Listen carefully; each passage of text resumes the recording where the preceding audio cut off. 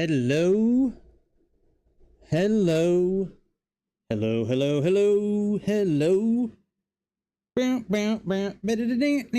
used to love when Rush, the band Rush back in like the 80s and 90s would open up with that. Hello, hello, hello, hello. Anyways, welcome to the special edition All About Aviation channel episode spectacular.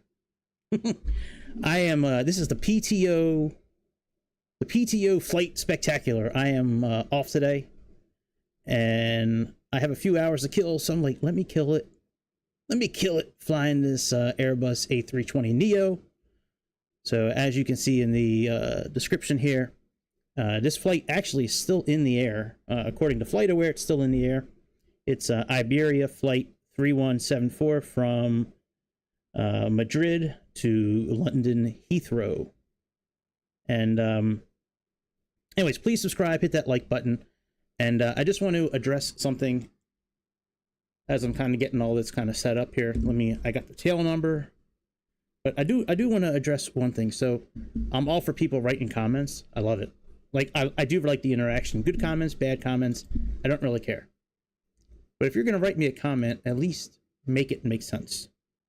So I had somebody write me about the A320, which is part of why I'm flying this plane today. He wrote saying that I did not know how to use the MCDU. But his comment made absolutely no sense.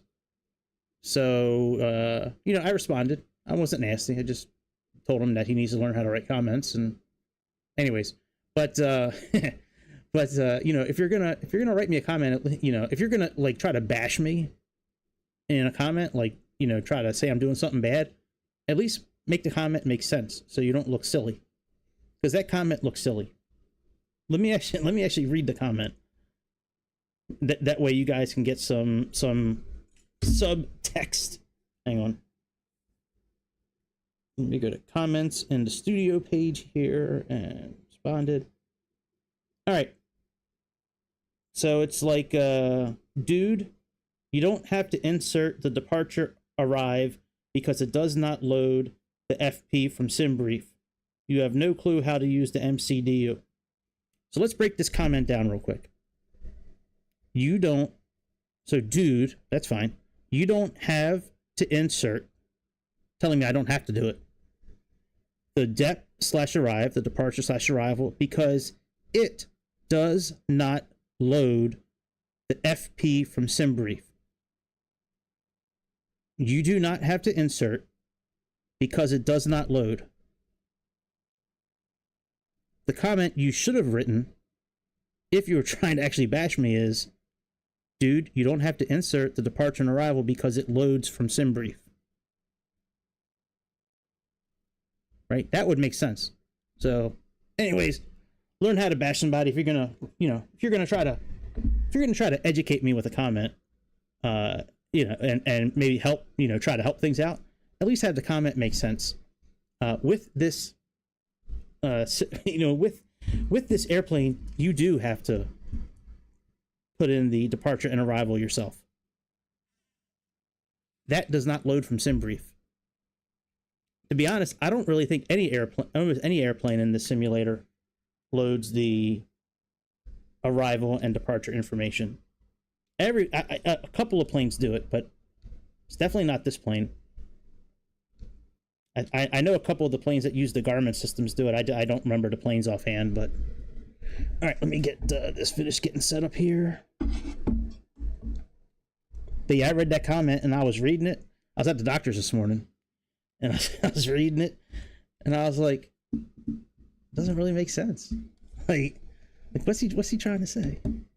I don't have to insert it because SimBrief doesn't throw it into the MCDU. Yeah, okay, buddy. All right, let's put our tail number in today. It is, according to flight stats, it is EC-NTA. So that's, according to flight stats, that's the tail number. We got IBE. And then we got 3174. So I have about 3 hours to kill today, so we're going to do, this flight's like 2 hours long. All right, NEC NTA IB3174. All right, very good. All right, we got our livery, Iberia. All right, let's go to LEMD. And according to flight stats, it was in Terminal 4S. So Terminal 4S, according to Navigraph, Terminal 4S is right around here, I thought. Let me...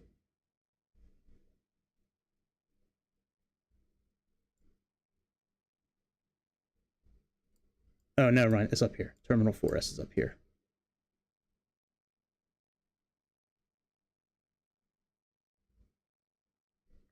Wow. Where should I park? Guess we can do that. That's heavy. We don't need to do heavy. What runway are we supposed to be taking off from? 36 left. All right. Yeah, I guess we can do... Yeah, let's do 5:30. Let's give it a try. All right, we got live weather. I'll change the time when we get in. Let me turn off photogrammetry real quick. Because that's still, even though I'm running a Series X, it still has an issue. You know, still makes everything very choppy when you're on ground. As soon as we get in the air, it's okay. Hey, dude, what's up? Well, I'm on. I have a day off today, and I have like 3 hours to kill. So I wanted to make a video. Plus, I had somebody try to bash me in the comments about not knowing how to use the MCDU of this airplane. So I was like, well, let me just do a flight real quick. I don't know if you heard me addressing the comment in the beginning, but you know, I was saying, if you're gonna, you know, I'm all for people writing comments. I like it, you know, but if you're gonna write me a comment, at least, if you're gonna try to bash me, at least make the comment make sense. Like, if you're gonna bash me, don't sound like an idiot. You know, at least come with it. I got big shoulders. I can handle it. You know, I'm not worried about like, you know, people writing nasty shit. I could care less.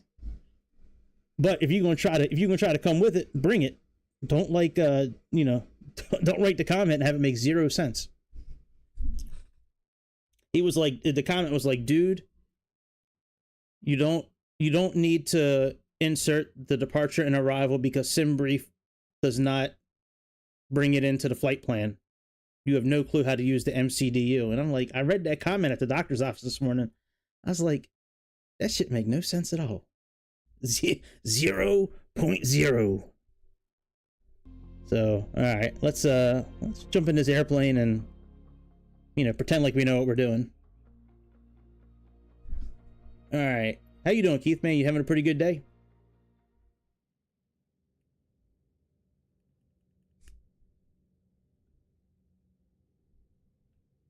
Why's my controller not working? Ah, there we go. Let me make sure the jetway actually connects here first.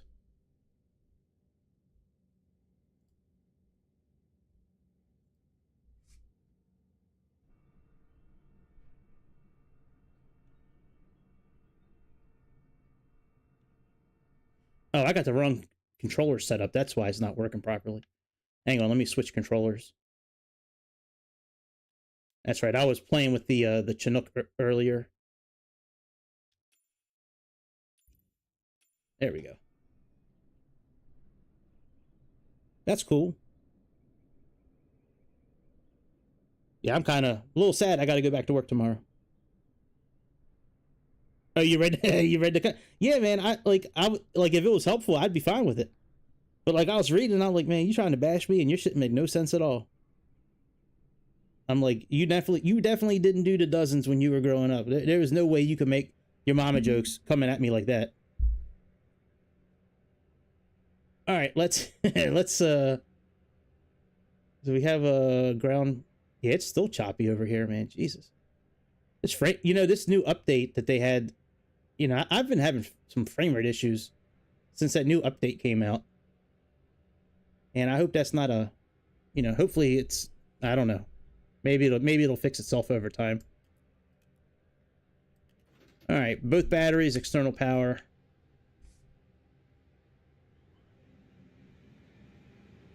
Let's get all this running.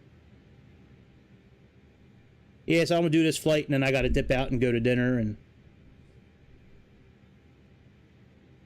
I'm not gonna be streaming tonight, so that's part of the reason why I'm streaming now. I'm gonna be getting home too late tonight to stream.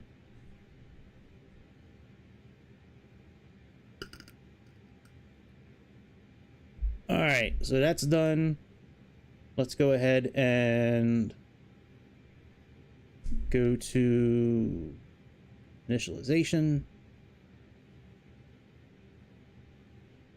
And let's request.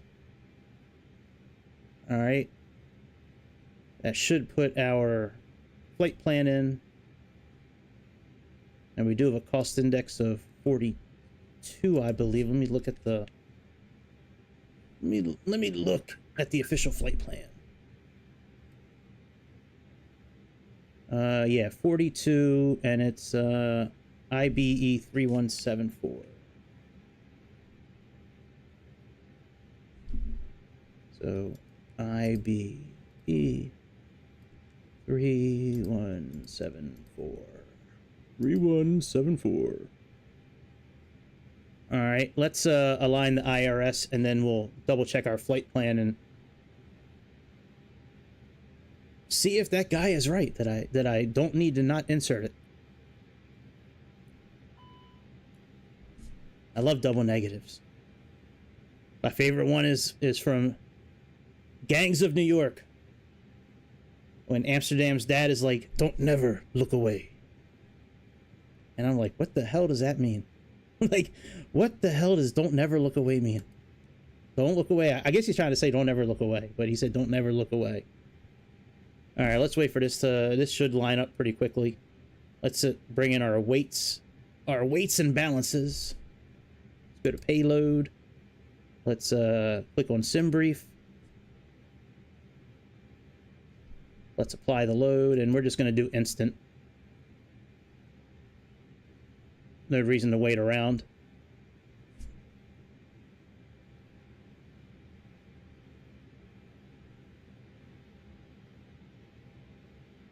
All right, and let's put on our oxygen supply. Let's put on our nav lights. Let's arm the emergency lights. Let's turn on the no smoking, seatbelt signs. And we might as well fire up the APU. Put that on, because we're going to be backing up and getting out of here pretty quickly. All right, master power. And click the start button.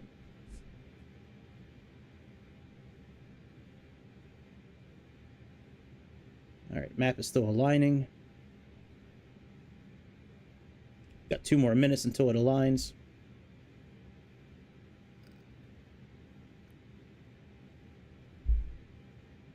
Probably come down here in the meantime and at least finish doing our weights and balances here. So since we already have it inputted on the tablet, we can just click here and then click fuel planning.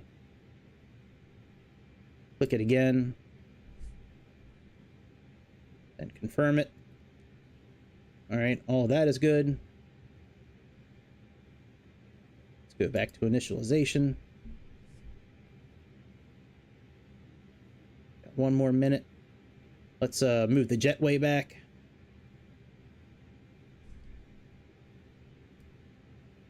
So toggle jetway.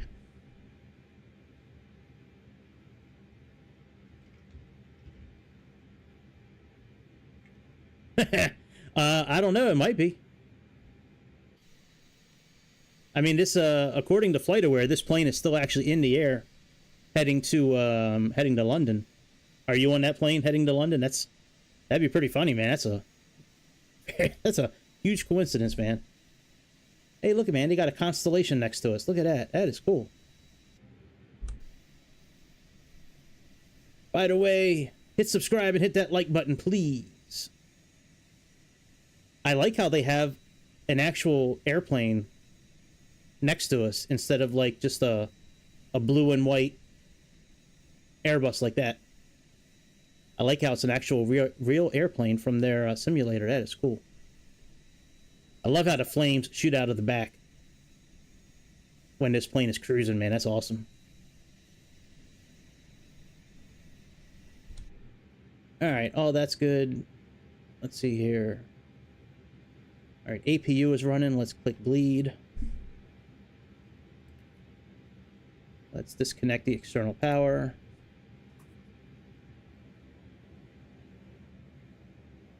Let's remove the chocks, remove the GPU.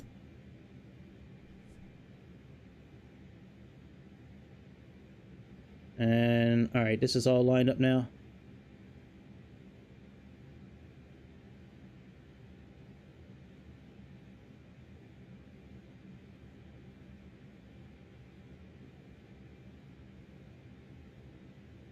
Okay. Well, it's not a link, it's a game. Like it's not an app. It's here, hang on, let me type this in.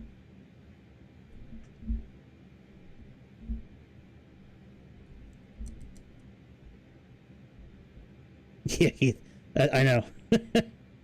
It's a game you can get on PC or Xbox.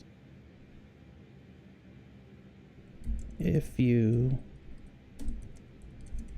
have Xbox Game Pass, you can play the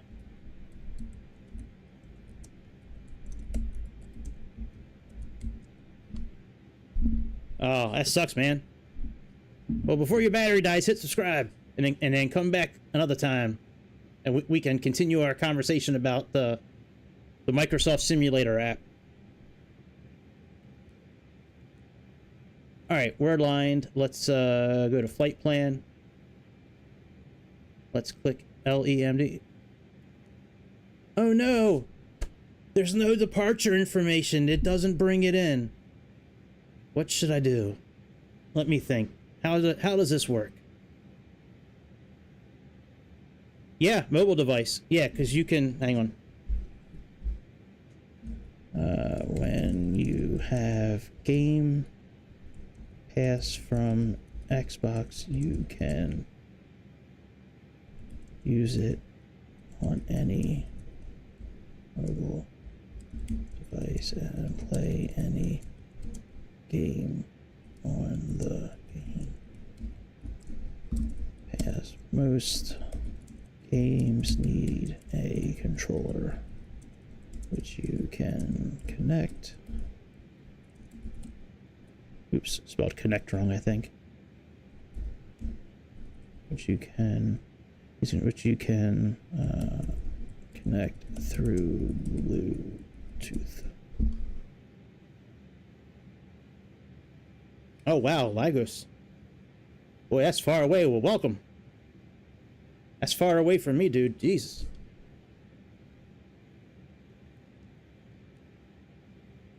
All right, 36 left is what we're going to try to use. And SIE2N. Right here. All right, let's insert that. And now let's click on this white EGLL. Let's click arrival. And we're going to do an ILS for 27 left. We're doing Roxo 1H.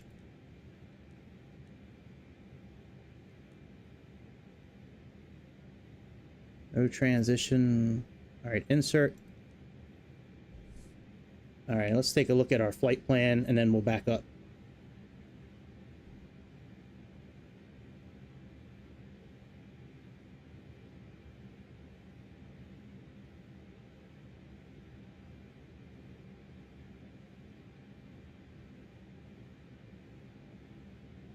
Gotcha. pilot book, man, those things are thick, man. I've seen a couple of pilot books like in real life, man. Them things are huge. Are you a pilot for the airline in Lagos? That's pretty cool, man. I don't think I've ever talked to a real pilot on here before. That's awesome. I've always wanted to be a real pilot. By the way, I'm so confused right now. But I've always wanted to be a real pilot. I just never I don't know. I guess I've had the opportunity at some point in my life. I just never did anything with it. But now that I'm looking back on my life, I wish I would have like done something when I was like in my early 20s or late teens to start getting my pilot license. I would have loved to have been a pilot. All right, let's click this up arrow.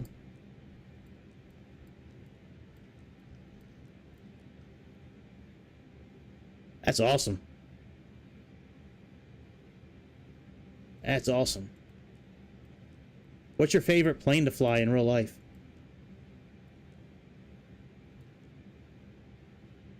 This doesn't look right. We may have to alter this when we get closer. There should be a couple of waypoints in between. We have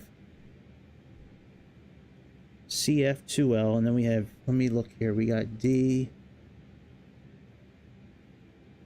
Oh yeah, there's a waypoint missing. We need to enter a waypoint in. That's why it doesn't look right. Let's do that. Let's enter a waypoint in. So after OC,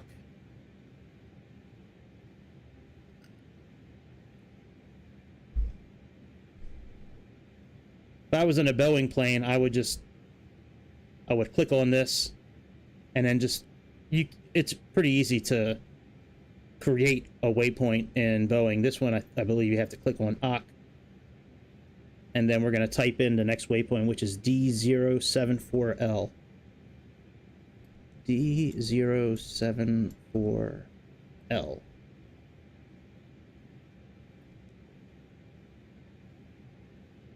Okay, let me look at the coordinates on Navigraph. So it's north 5121, west 008. So it's this one right here.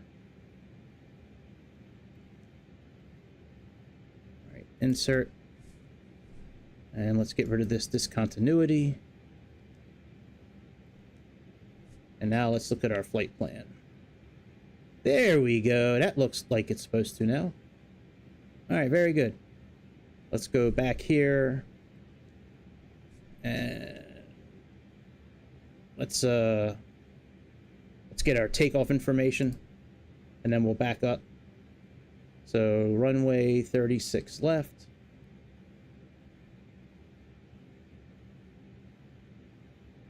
Yeah. I'm very confused, but I'm also very much amused at the same time. All right, calculate. Oh yeah, that's right, the weight's wrong. Let me plug in the correct weight.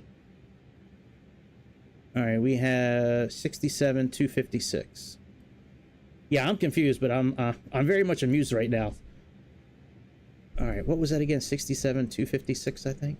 67,256. There we go. All right, send this to the flight management system.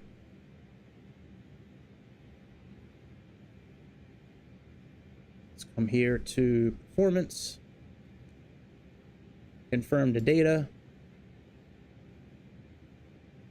All right, that's done. And then we just need to put a 1 in for flaps. Actually, I don't think it'll let us put the 1500 in. Let me see. Oh, let me see what our actual... Does it give us our... Yeah, 04 up. So let's put that in. 1/0.4 up. Is that right? 0.4 up. Yeah, 0.4 up. All right, and that should allow us to plug this in. Yep. All right, very good. So next phase, and we got cruise. All right, make sure we got the correct cruising altitude in here today. 38,000. All right, very good. Let's back up. And actually, let's get our clearance first. Let's get our clearance from clearance, and then we'll back up, and then we'll get out of here.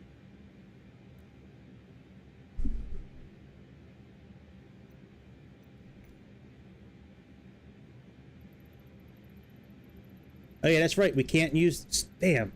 I don't know if you guys can hear that or not. Like the high pitch, like... Let me turn up the volume here.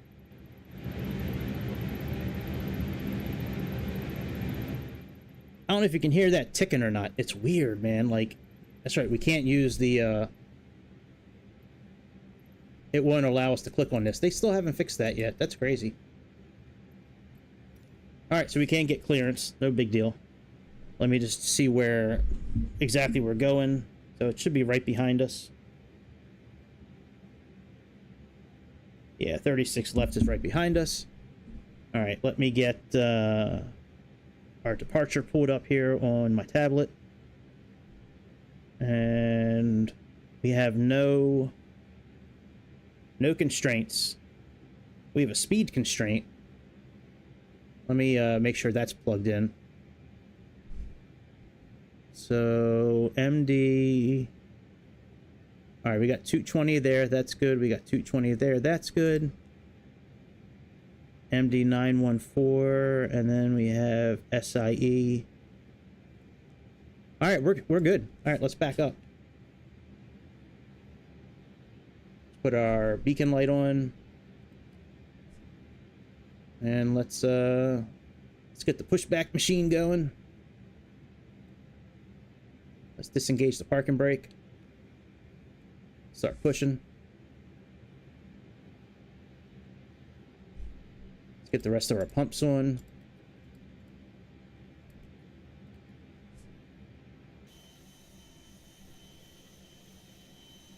Yeah, Keith, I'm very confused myself. I'm highly amused right now, but I'm also very confused.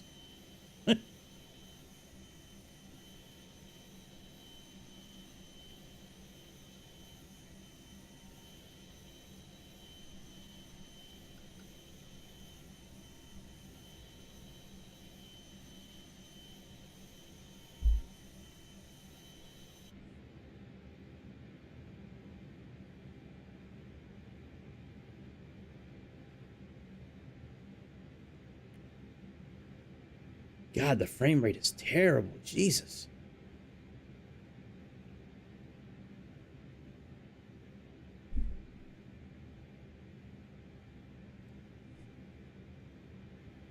All right, let's start up one of the engines.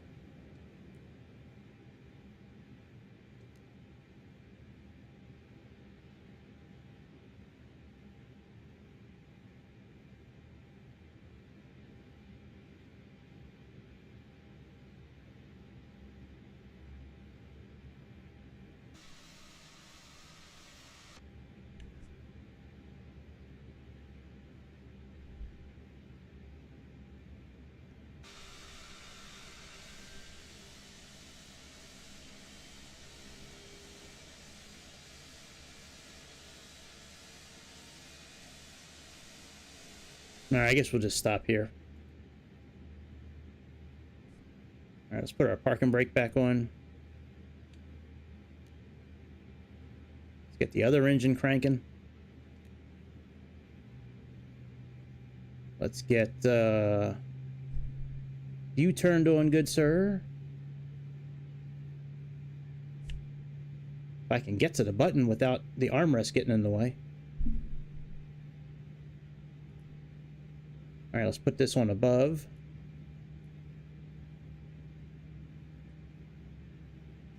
Put that on auto. Let's turn on our weather system here.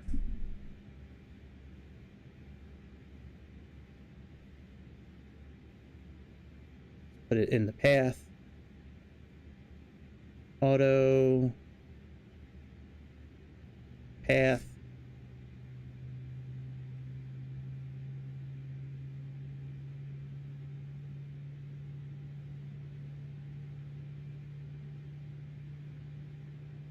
Let's click on constraint.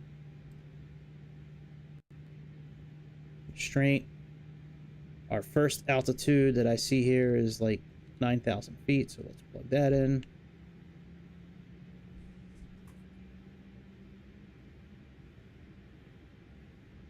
Let's put our brake fan on.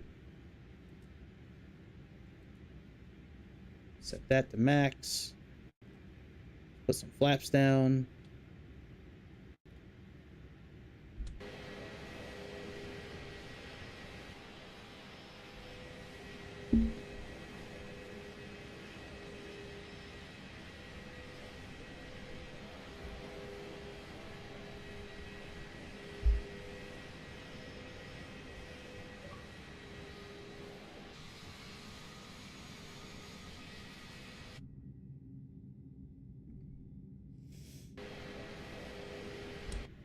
All right, let's go taxi to the runway. Well, first of all, let's check our takeoff. We should be okay for takeoff. We actually might need to put our speed brake up, but let's see here. All right, cabin check, spoilers, arm. Okay, so let's arm the spoilers.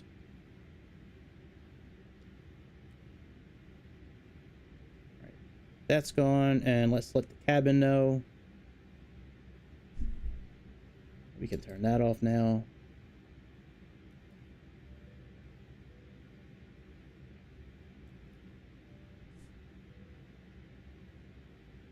And let's put on that light. Let's put our logo on. Let's put our taxi lights on. And now let's push the test button again. We should be fine now. Normal, very good. Nothing wrong with being normal. All right, let's go, bitch. Oh, let me put our METAR in real quick, and then we'll get out of here.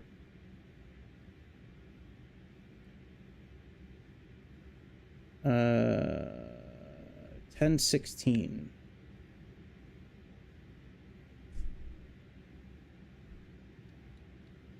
Oh yeah, what is our transition altitude here?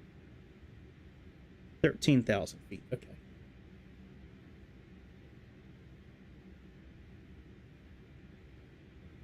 All right, let's release the parking brake.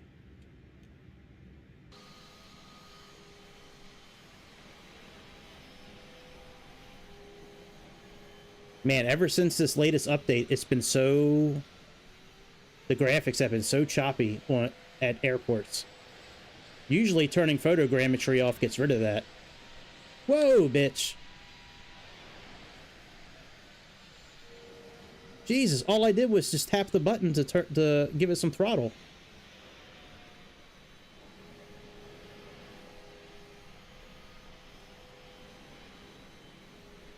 Wow. Hey, what's up, my brother? What's up? What's up, dude? I'm off of work today, so I'm taking advantage of it because I can't stream tonight. All right, that's our runway for yonder right there. How you doing, Frank?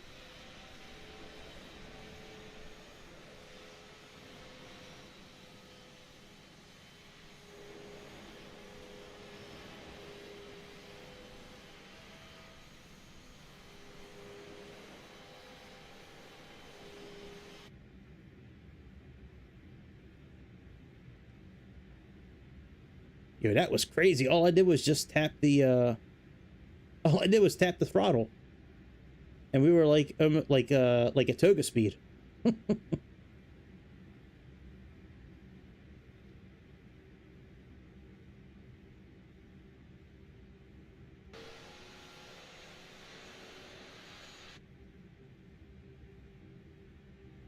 Oh yeah, I should have set the real time for this. All right, when we park up here, I'll set the time for this flight because this flight took off at like 17:43 local time, local here in Madrid.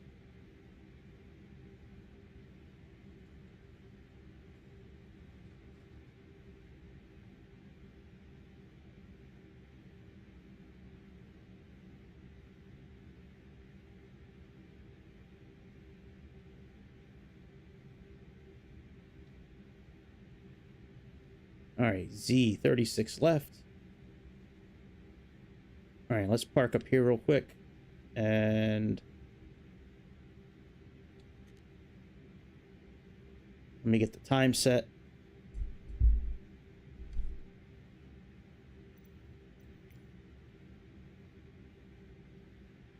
Yeah, so it was like 5:43 or something like that.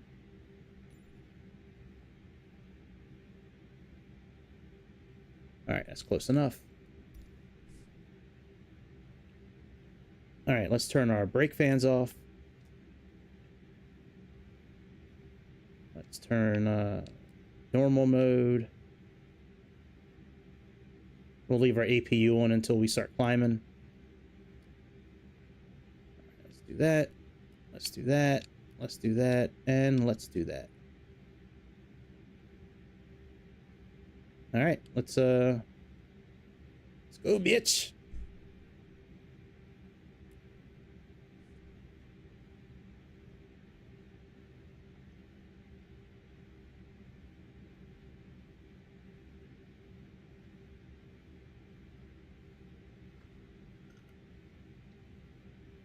Now, the flight in real life, the one that I'm basing this off of, it's not a Neo. It's just a regular A320, but I really wanted to fly an Iberia plane today, so I'm just, you know, we're just pretending anyways.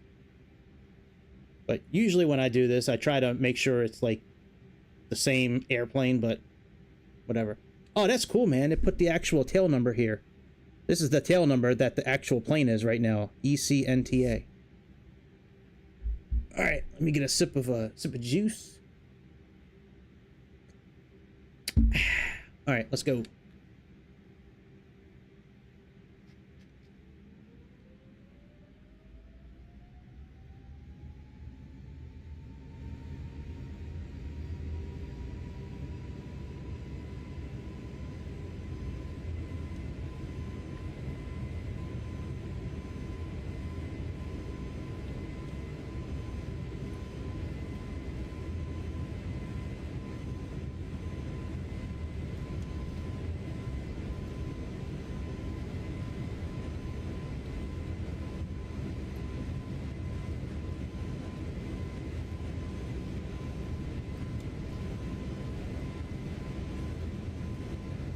All right, let's go.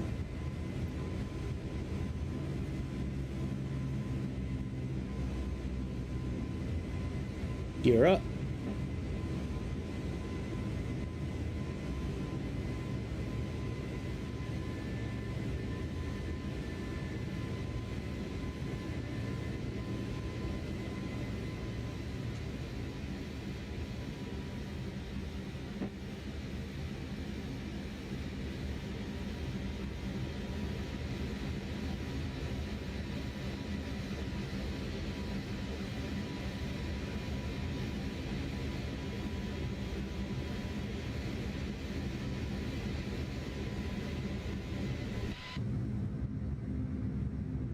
Put our flaps up.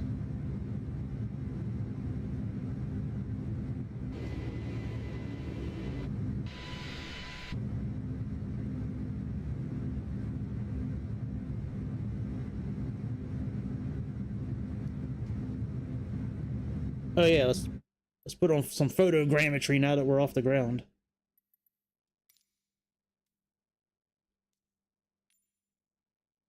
I'm sure they don't put on autopilot that quickly in real life, but until there's an instant replay where we can go back a few minutes or however long they'll let us do it when the new simulator comes out, I'm just gonna keep on doing it this way because I like looking at all the different views and the ground and, you know, and all that. So, oh, did I save? Shit, hang on. Yeah, I did. Okay, we're good.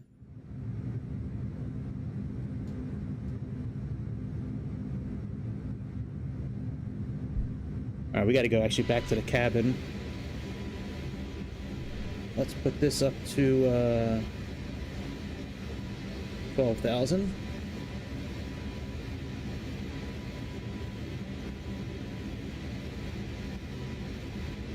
All right, we can disarm the... All right, disarm those. And let's go ahead and turn the APU off. Let's turn these lights down. Let's turn you off.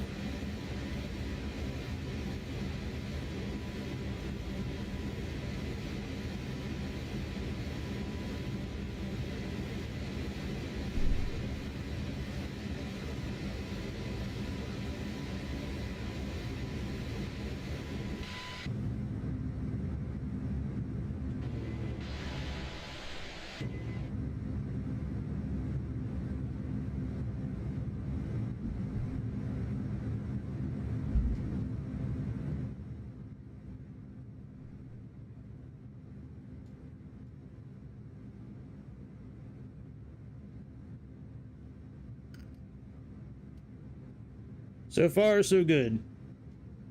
So far, so good. Hit subscribe, hit like. That's your mission.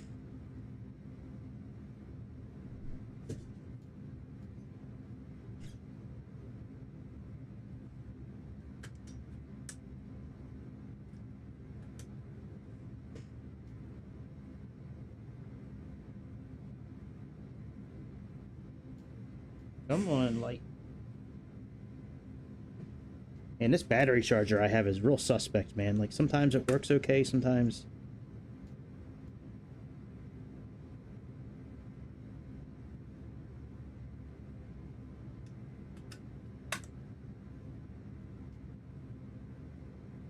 There we go.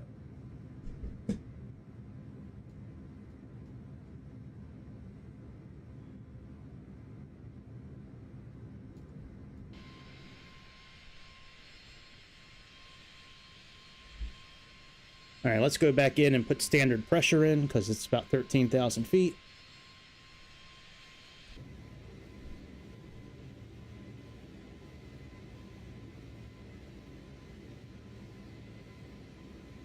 There we go.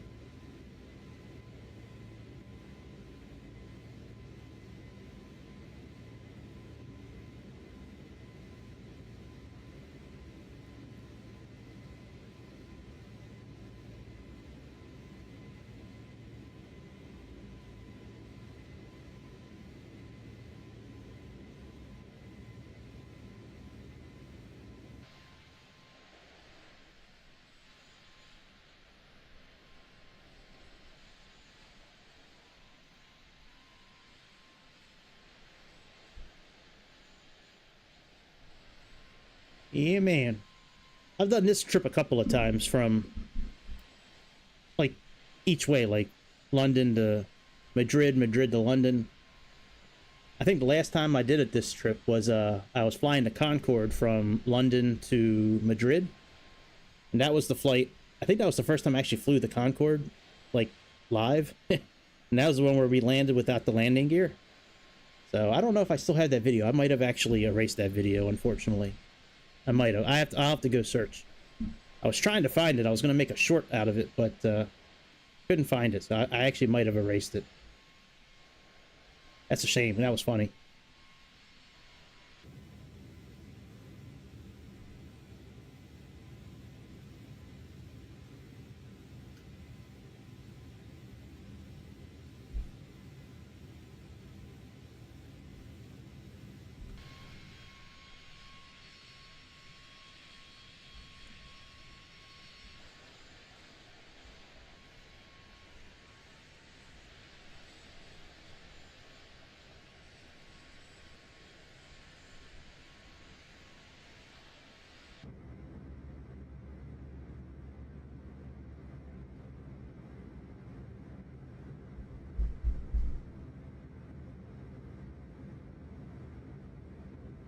Man, they nailed the sound on this airplane.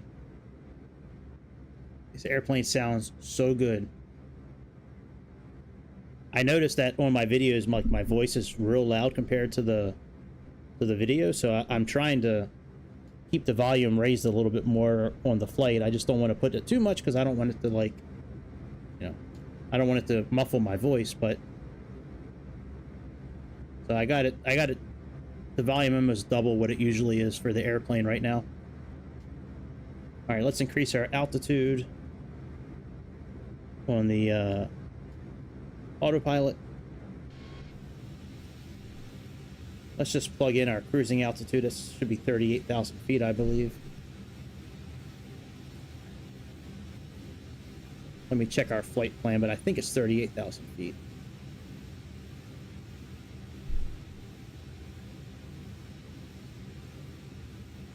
Yeah, 38,000, and then JSY, we need to be at 34,000. Let me see where JSY is. First of all, let's go to performance here. Actually, we'll do progress. All right, let me see what JSY says here.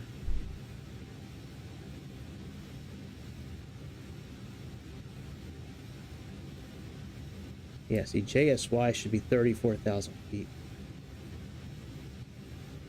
I wonder why that is. Alright, well, let's plug that in. So what we're going to do is the line for JSY, we're just going to click the right side. See how we have altitude constraint right here? So let's plug in flight level 340. Click return. And now our top of descent has now moved up, and we now have 34,000 here at JSY.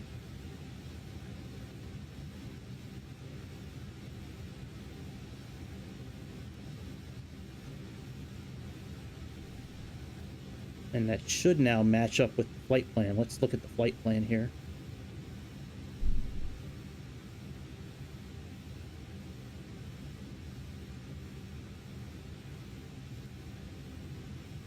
Let's go down to JSY.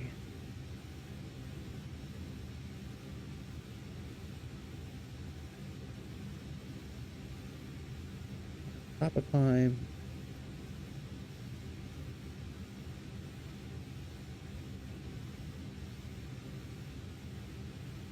All right, well, they got 38,000 here and then 34,000 for Rev 2. So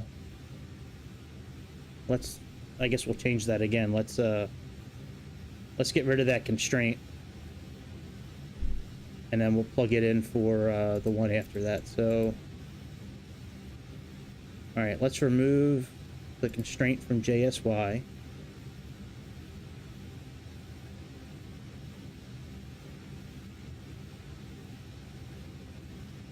Let's plug in flight level 380.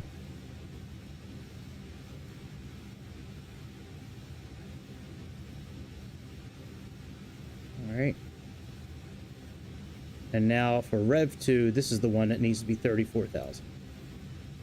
So we got Rev 2. Now we'll do this one for flight level 340. Alright, now that all matches up now. Now we should have a new top of descent. Rev 2. Alright, very good. Performance program.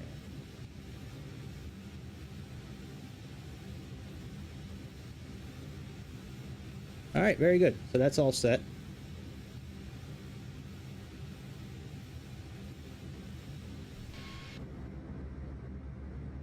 And we are all set.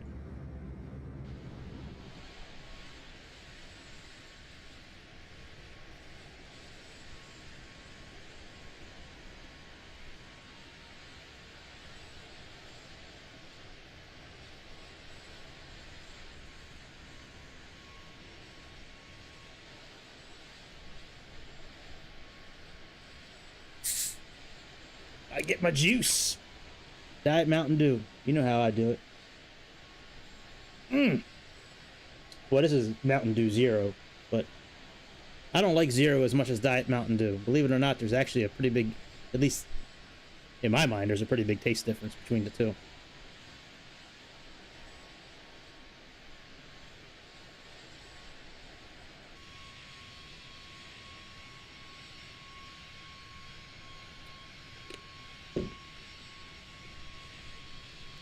All right, I need to run upstairs for just a second. I need to grab something.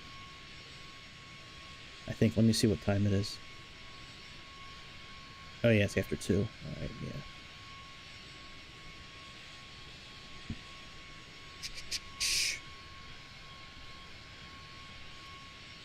So JSY, what island is that? It's an island. World map. St. Helen. Oh, St. Heller. Alright, what part of the world is that? It's Jersey. EG. Oh, that's the UK. I didn't know that. Learn something new every day. I didn't realize the UK had islands, like, so close to France. That's interesting. And what's Rev 2 then? Let me see what this says here. Yeah, that looks like it's part of France. That's really weird. I never knew that before. There's a little island right next to France. I guess it's called Jersey. And that's part of the United Kingdom. That is weird. Alright, give me a couple minutes. I'll be right back down.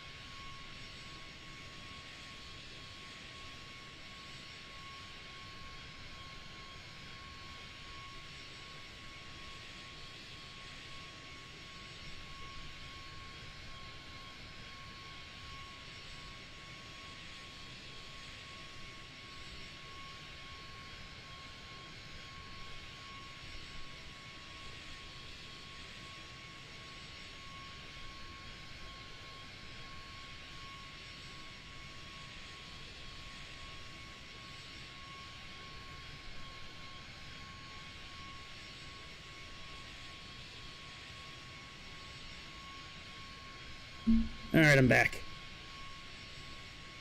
I had to run an errand upstairs real quick.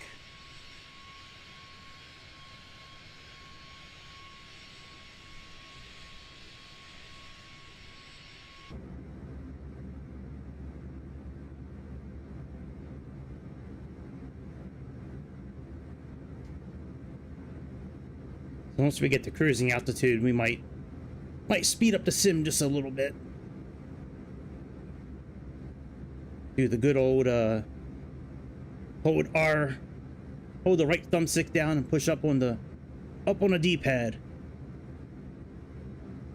Now back to the island. Like I know there's islands all around the world that are owned by other countries and stuff like that, but I just never expected, like, I don't know why I'm making such a big deal of it. Actually, it's really not that big of a deal. Anyways, whatever. Let's just forget I talked about the island. How about that? Let's move on from that subject.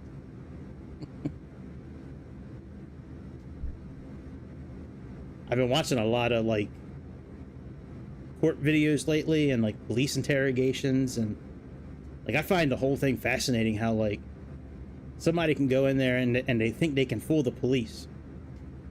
And a lot of times the police don't have the evidence they need, and they wind up, they lie to the they lie to the perp, and then he winds up incriminating himself. And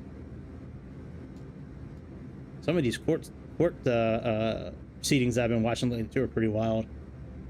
My favorite one of all time has been Darrell Brooks. That one is great. I can watch that all the time. He is such an idiot. I don't know if you guys watched any of that trial. So Darrell Brooks is the guy that drove through the Wisconsin Christmas parade back in 2022, I think it was. He had 76 counts against him. He killed 6 people. and injured like 70 other people. The whole time during the trial, he was trying to say that he shouldn't be held. Like, there's no charges because nobody, you know, the state of Wisconsin who filed the complaint against him is not a person. That a person has to bring the claim. A person has to bring the charge. I'm thinking to myself, how stupid are you? Like, when you kill somebody, how's a dead person supposed to bring the claim? You know what I mean? Like, he's like, then he tried to subpoena the state of Wisconsin to testify. And then he thought he could, like, get the judge, like, get the case dismissed by, you know, not getting, you know, certified papers from the judge and all this other bullshit. It's so funny. He fired his legal team and wanted to represent himself. Represent yourself. He's a lifetime criminal. You know, child pedophile. And,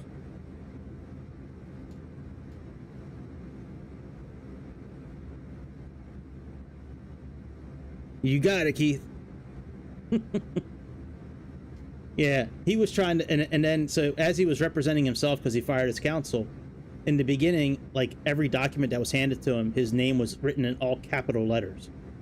So, like, when the actual case started, the court proceedings, he was trying to say, he was like, you know, that's not my name. I don't recognize him. You know, I'm here on behalf of the straw man. You know, a special interest, whatever. Like, he was trying to say that he was there on special occasion to represent the straw man. Well, he was trying to say that he doesn't identify by that name. Anytime somebody said Daryl Brooks, like after the first day, anytime somebody said Daryl Brooks, he's like, you know, I object to being called that. I don't know who that person is. Well, he's saying that because his name is not in all capital letters.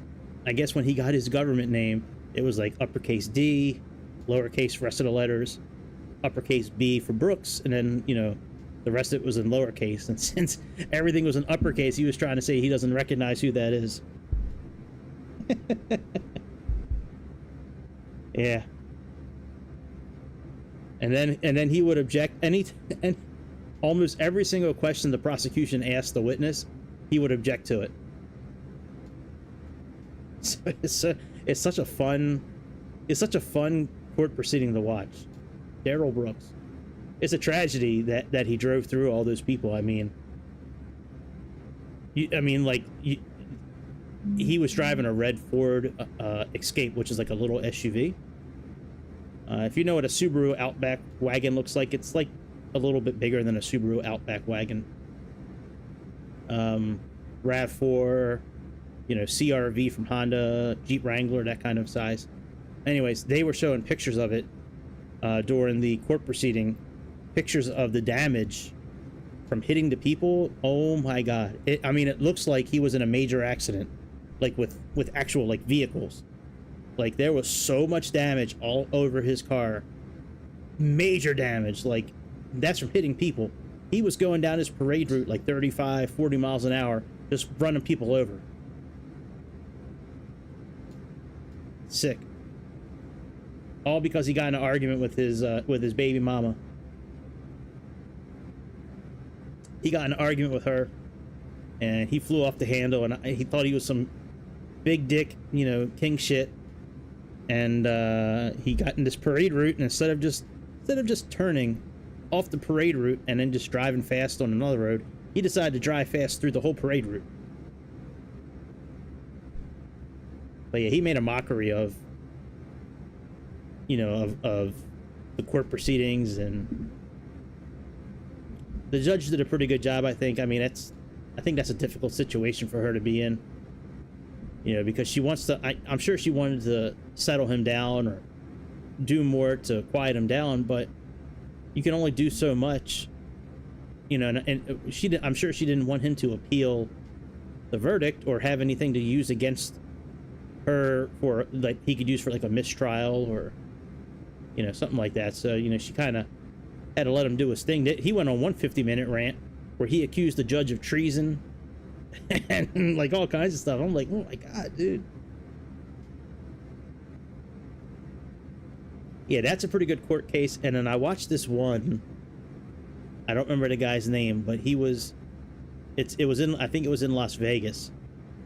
And he didn't like the judge. The judge was going to lock him up.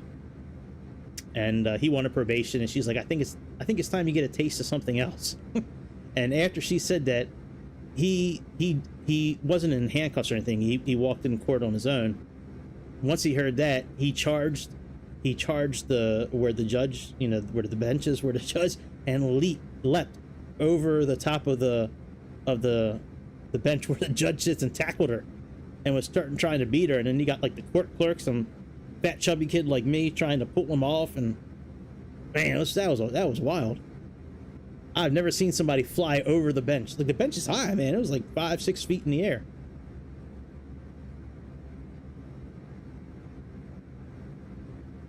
That dude has some ups, that's for sure.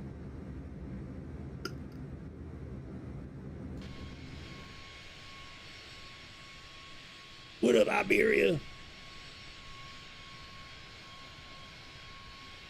Let's zoom in and see if we can read some words off of you.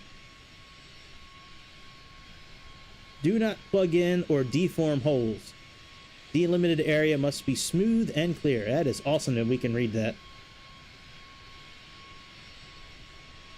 What you say, words? Let's look at you.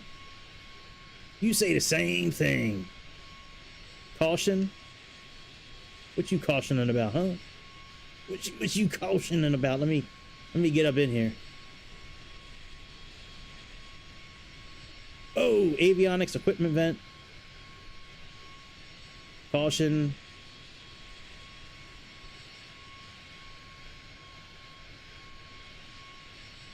It's hard to zoom in on this airplane while it's moving. Hope I'm not making anybody nauseous.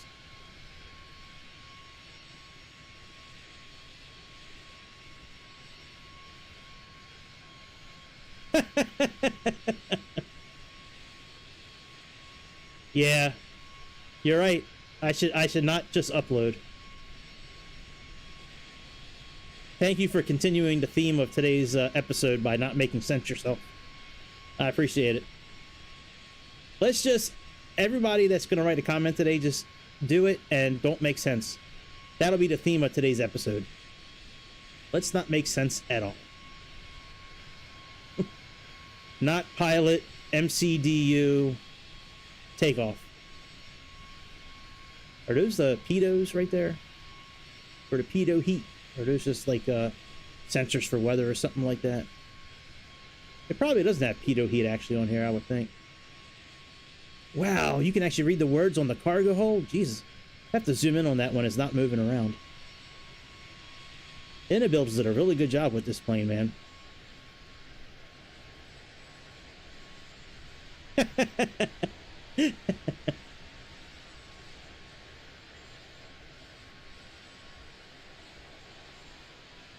Now you're talking my language. 4 horsemen and chocolate. There you go. All good stuff.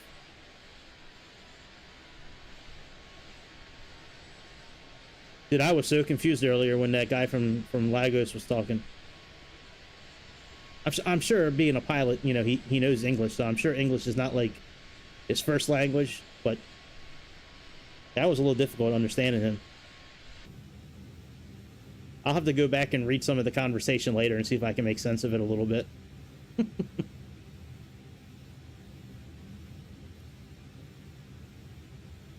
All right, let's put, I guess we'll turn the seatbelts off. He could have been. I thought he was at first, too. But, I mean, you know, I don't know. Maybe he is. I first thought that he was a robot when he asked me how do you get the app for Microsoft. No, I don't think he is either. He might work for the airline company. That might be true, but yeah, I don't think he's an actual pilot either. If he was a pilot, he would have better English. In my opinion, he would have better English if he was a pilot.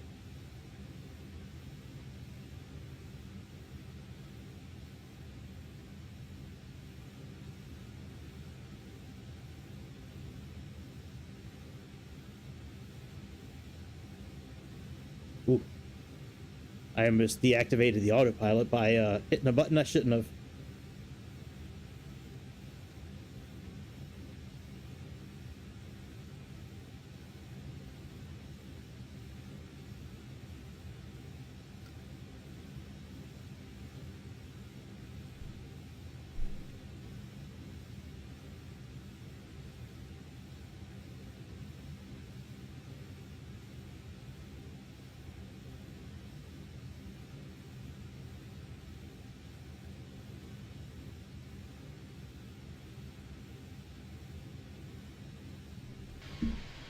Yeah, every pilot I've heard talking, they talk real good English. They have to. Oh, somebody else is flying a Neo over there. Cat Bruegel. Come on, Cat. Be my wingman. Come on, Cat. El Capitan. Yeah, if you're gonna be a pilot, you need to know English real well, because that's like 90% of the language they use when they're flying.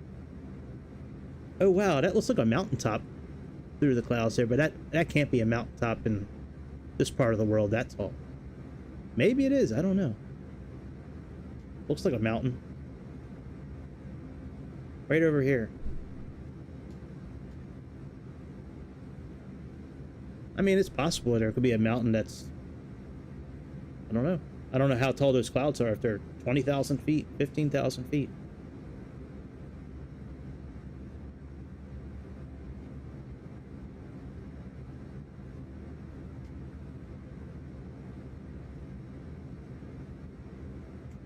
Man, it was so nice sleeping in today. With my job, as long as you have the time to take off, they'll always approve the PTO if you give 2 weeks notice for it. So yeah, I don't really save up my PTO. Some people at my company do that. They'll save it up and then, you know, like use it at the end of the year for extra pay. When I start getting hours, I'll just take like 1 day off a month just to take it off. I like having that extra day sometimes to kind of recharge and, you know, just kind of be human a little bit instead of, you know, working. All right, so we are over. So we're just now leaving Spain.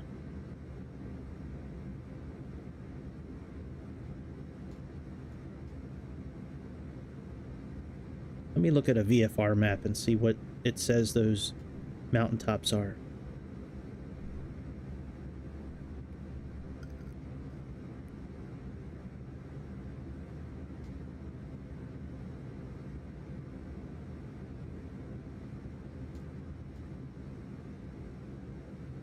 Oh, hang on, I gotta put filters back on.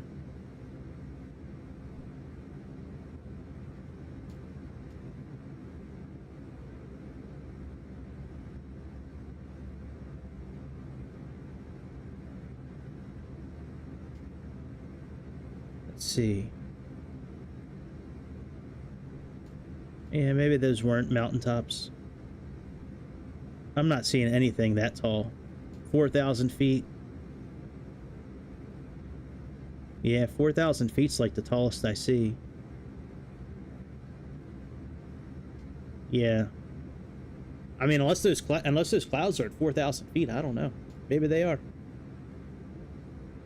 right, let me pull this flight back up on FlightAware and see if it shows me what runway it landed at. Let's go back to FlightAware and let's see if it's landed.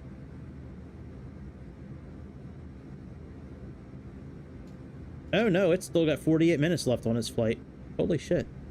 Let me actually refresh the page. Oh no, okay. Yeah, it landed 40 minutes ago. Okay.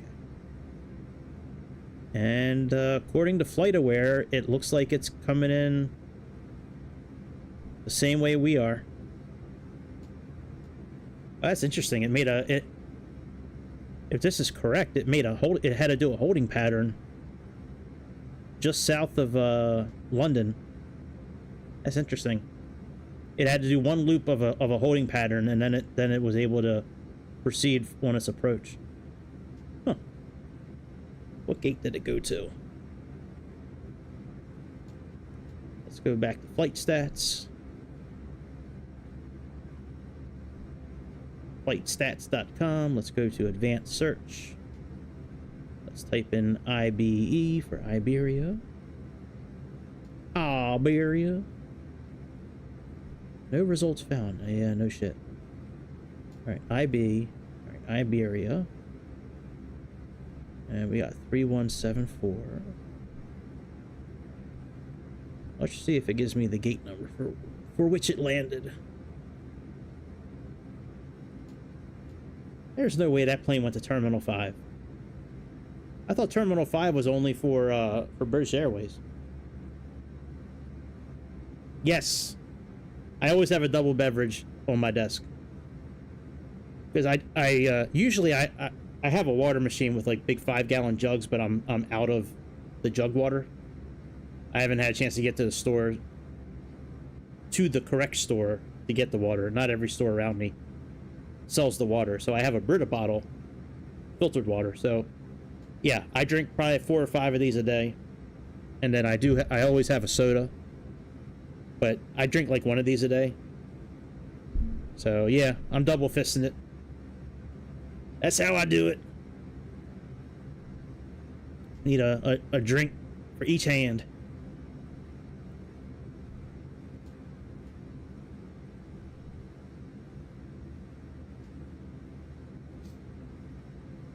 All right, we are cruising. Oh yeah, let me see what our top of descent is, and then we'll decide if we're gonna speed up the sim or not. All right, there's the log. Actually, we don't have that far to go before we descend.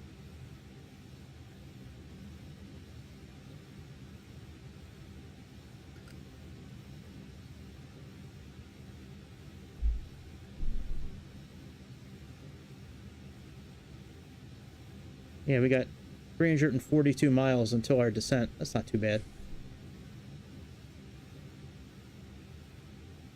But we'll speed up a little bit. We have, I mean, from this waypoint coming up the log to the next one, it's about 200 miles. So maybe we'll increase the speed for that one a little bit.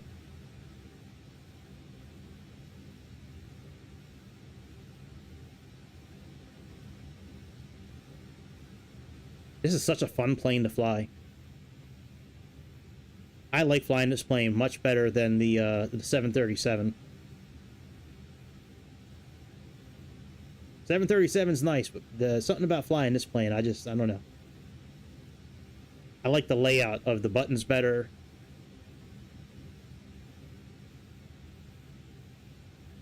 Yeah. Yeah.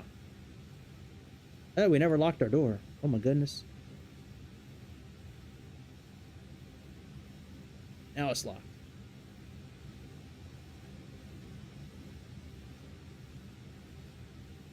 What's our current time here? 16:21 UTC. When did this thing land? 1860, 1845 BST. I think BST is 1 hour. I know, I think BST is actually equivalent to GMT. Let me see what time BST is. BST versus GMT. I think they're equal. Yeah, British summertime is... Oh, it's 1 hour forward of Greenwich Mean Time. So...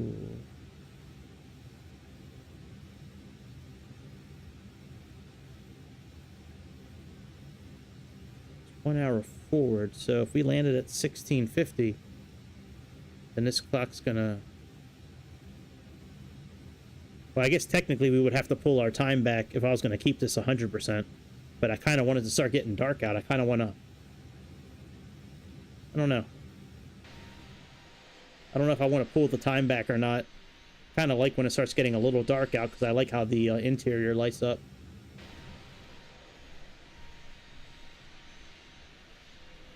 But yeah, if this thing landed at 1850 or 1845, that's only 20 minutes from now. So we'd have to pull this back a little bit.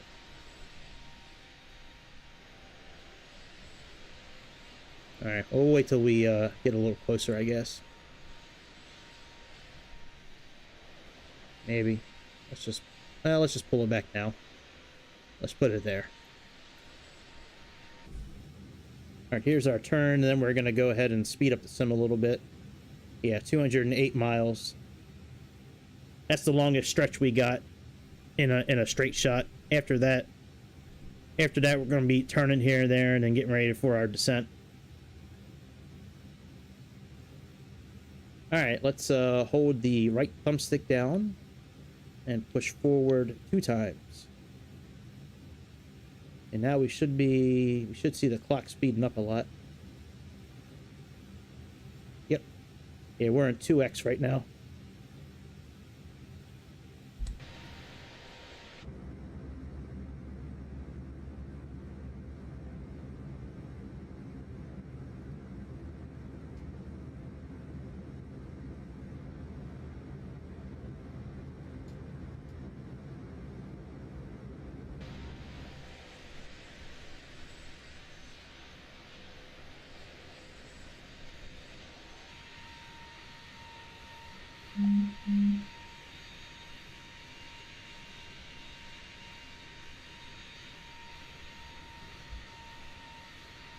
We'll have to go back in the cabin here in a few minutes.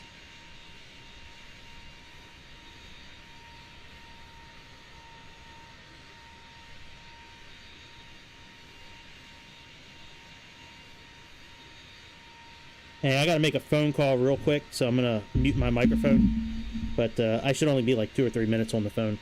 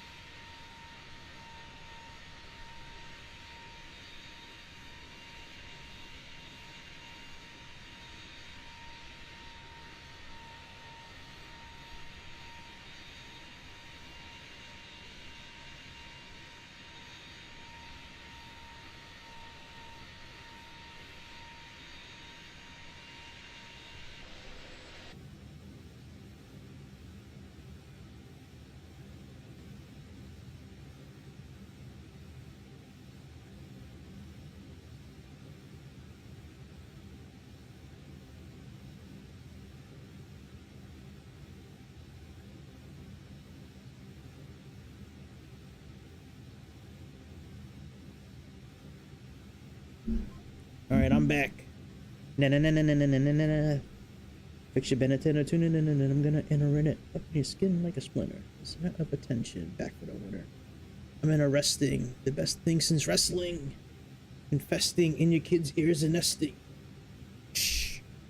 Testing, attention please. probably my favorite Eminem song. Without Me. It feels so empty without me. So come on, come on your lips. Fuck that. Some on your lips and some on your tits and get ready because this shit's about to get heavy. All right, Hazel is 13. Oh God, look at that speed. Jesus Christ. All right, well, I guess we can leave that in there.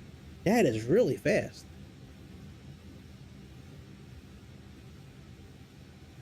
Yeah, LS001 is a max of 250. I'm thinking we should probably put like a different speed in here, but we'll leave it and see how it goes. I really want to change, like I have the urge to change it, but I'm not going to. I'll just leave it.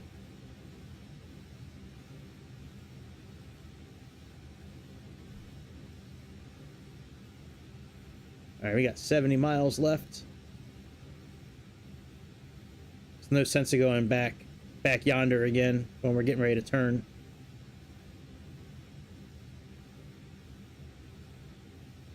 Yeah, I think 320 is kind of a fast speed for. Well, we'll see what happens. I'll leave it programmed. I mean, that's what the calculator computed. I'll take a look at our flight plan here momentarily and see what that says. Once I put us back on regular time, I'll check it out and see what it says.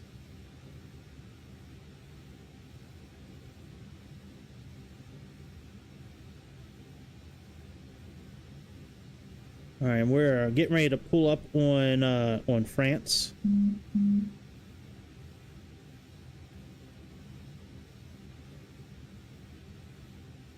Yep, Lorient, France.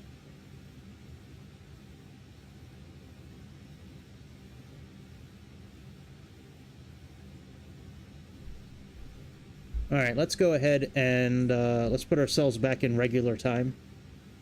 So let's hold the right thumbstick in and push back twice on the D-pad. And now we should be in regular speed. 1,000, 3, 1,000. Yep. All right, let me see what this flight plan says. Our speed should be at that area. That seems really fast. All right, Hazel. It's got us at 0.58.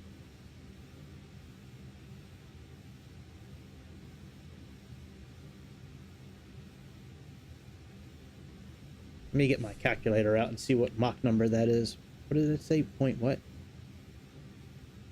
0.58.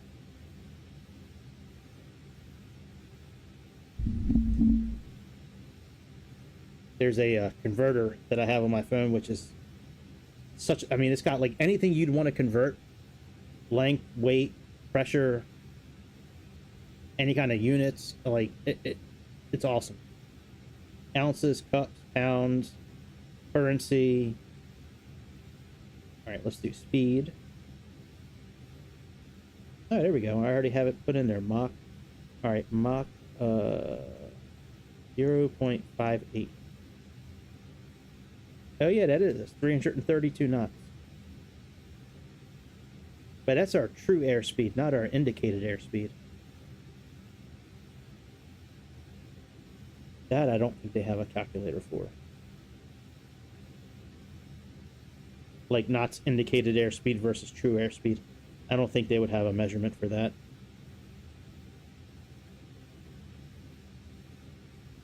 Velocity of sound in pure water. Burst velocity, cosmic velocity. Velocity of light in vacuum. Wow. God, there is so much stuff out there that I have no idea about. That really, I don't know, kind of makes me not sad, but just like, you know, like, man, there's so much out there to learn. Like, never heard of cosmic velocity and light and pure, you know, velocity in pure water, velocity in a vacuum. I mean, what the. All right, let me see what our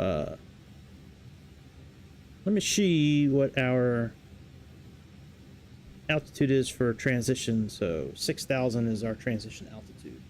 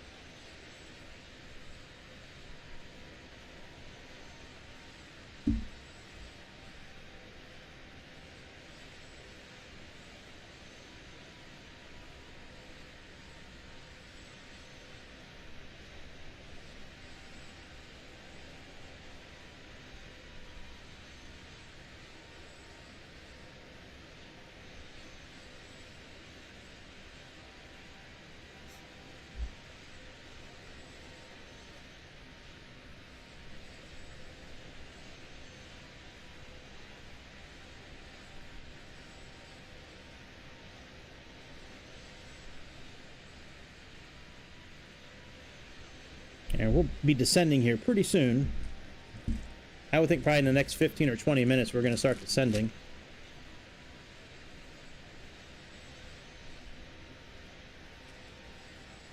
We're getting ready to make a turn to the right here. That's why I have us perched out over this wing.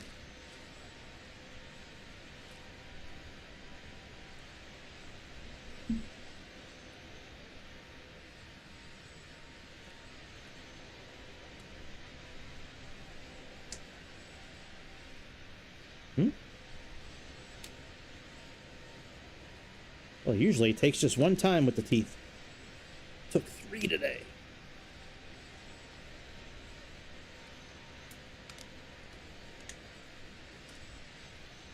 Three.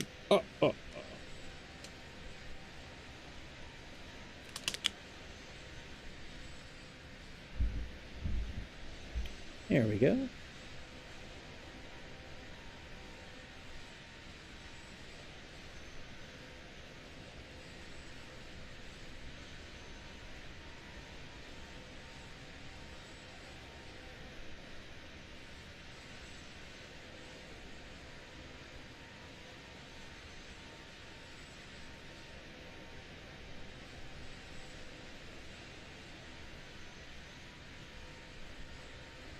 I love how the speed brakes flat on this airplane. I wish more airplanes did that in the simulator. Like this one just flapped when we were coming back from our turn. Alright, let's get ready for our descent.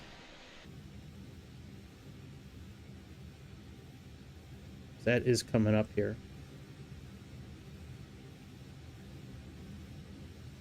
No, we got a little bit of time actually before our descent. All right, let's look at our landing information at least. Let's plug some of that info in. Let's look at our... Okay, so 109.5, that's probably correct. I wish there was a way to deactivate that feature. Like, I don't like it plugging in the course automatically and the ILS info. I really wish that it didn't do that. I like typing all that in myself, but whatever. It is what it is.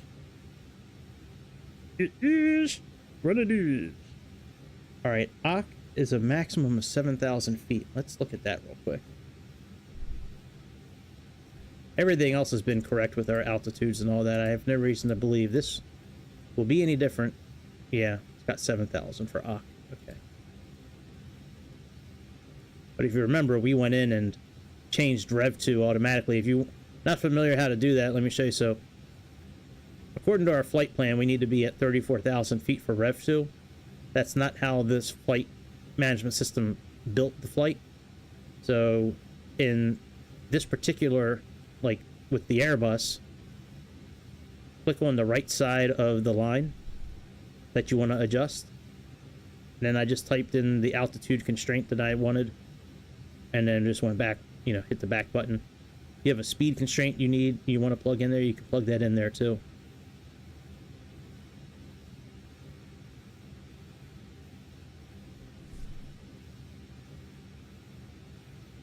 And go to performance.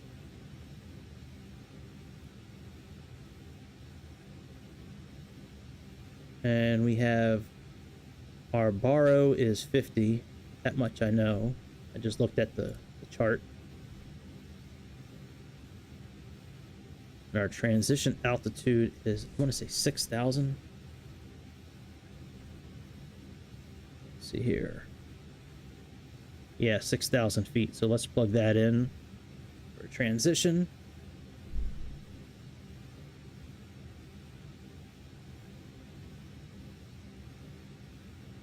All right, we'll plug in the temperature, QNH when we get closer. There's no reason to plug all that in now.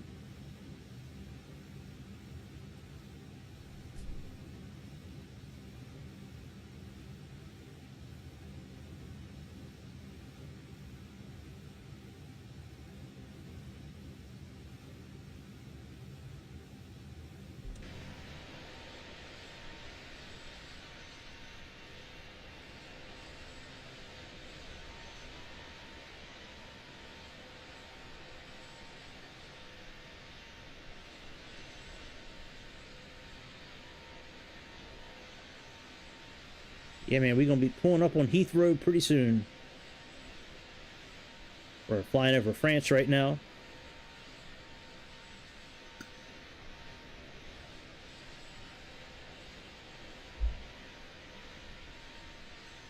And I've been playing the hell out of the train simulator the last couple of days, man. I don't know. I go on these kicks where, like, that's all I want to play for, like, you know, a couple of days at a time. So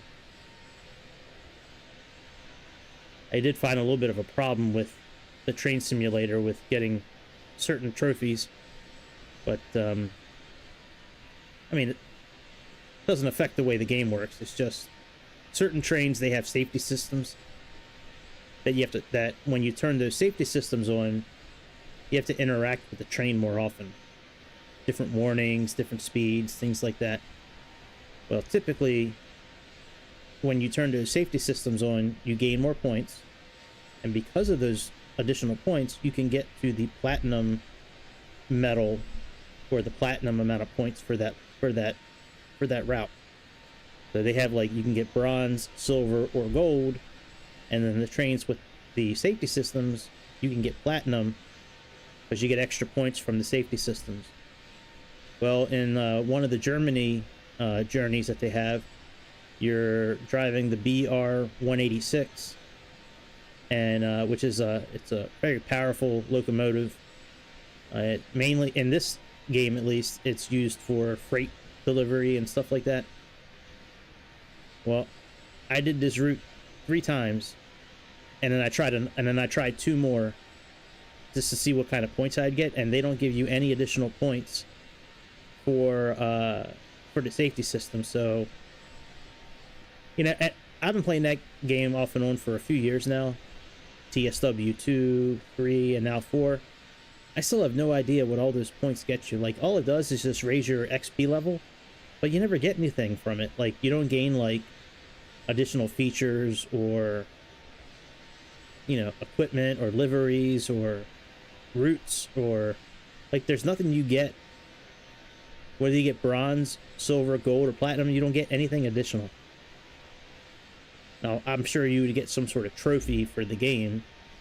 Like, if you're going to try to 100% the game, I'm sure you'd have to get platinum and gold on everything.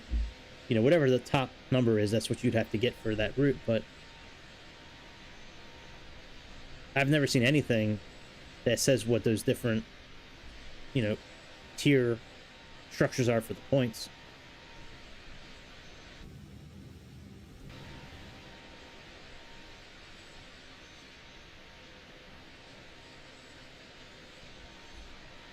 Anyways, we're going to be descending here pretty soon to London Heathrow. Please hit subscribe and hit that like button, please. You would be so kind.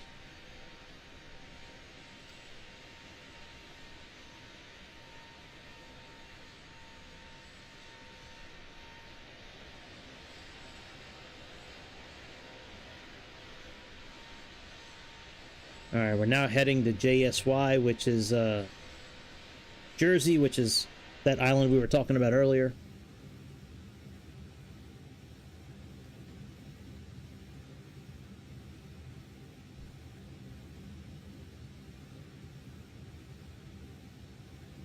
And we'll hit JSY, and then we'll, looks like, start descending after that.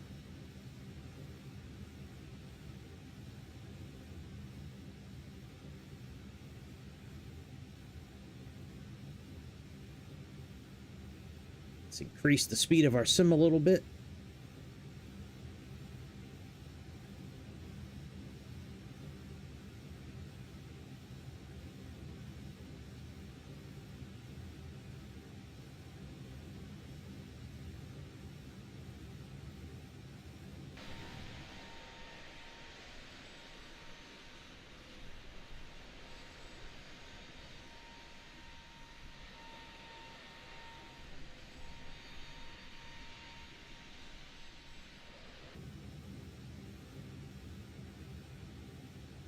We'll slow down here coming up.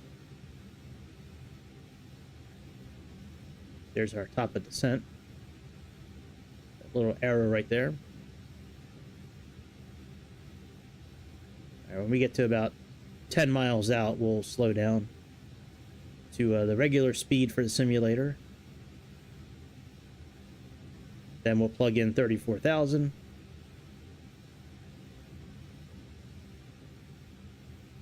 All right, 1, 2. We should be in regular speed now. 44,000, 5,000, 6. Yep. All right, let's go 34,000. And then we're actually going to start descending after we make this turn. We're going to start descending.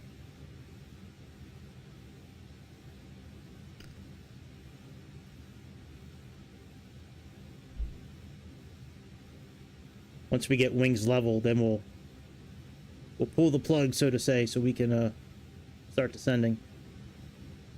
Yes, I know we need to check the destination data. I know. That's what we were doing a few minutes ago. I just didn't want to plug in the info just yet. But if you're going to be a dick about it,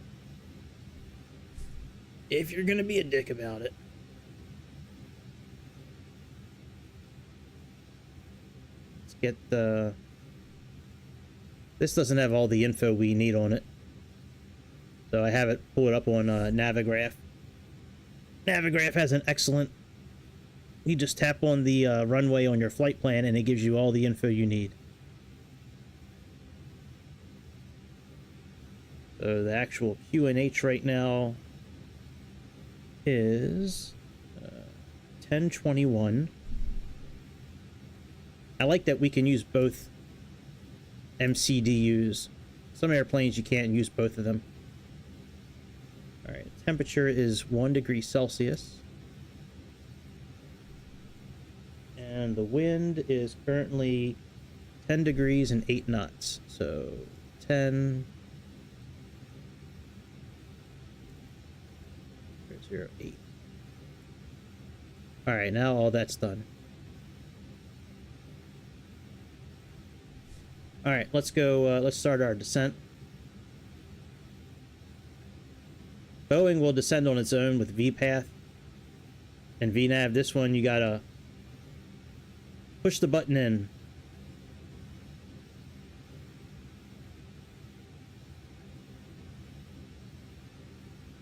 This other little arrow that you see creeping down now, that's where it thinks we're going to get to 34,000 feet. So see, it had us descending. The system had us descending too late. Well, I guess if we went 2,000 feet per minute, we would probably get there. Let's plug in 2,000.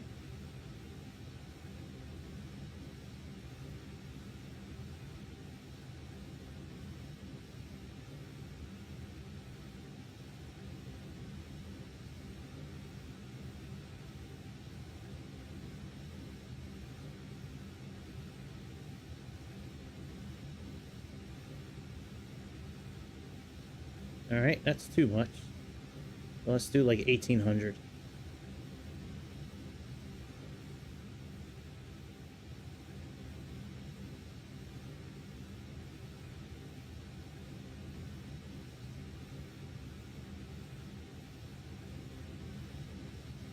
Borlow is 28.4, so let's... I'm not worried about the 400. Let's just put this down to 28. So I like doing that in increments.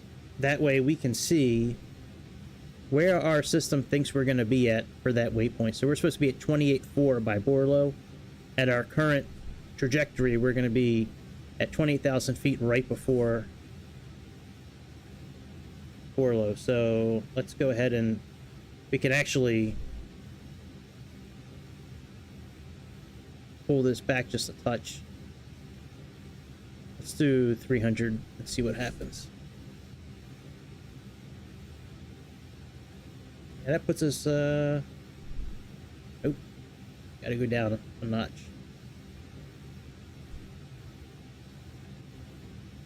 Let's let the cabin crew know that we're descending.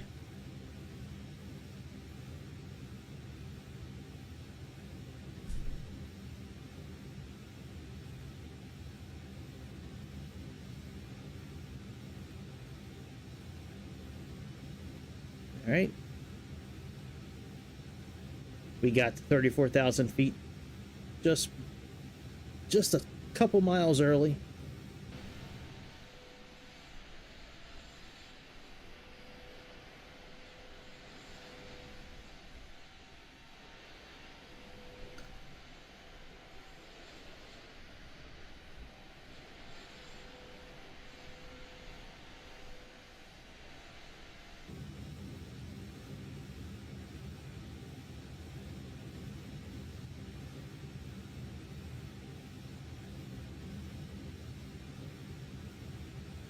All right, let's pull back our vertical speed a little bit.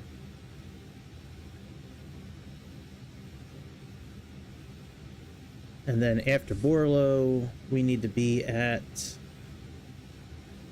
24,000 for Roxog.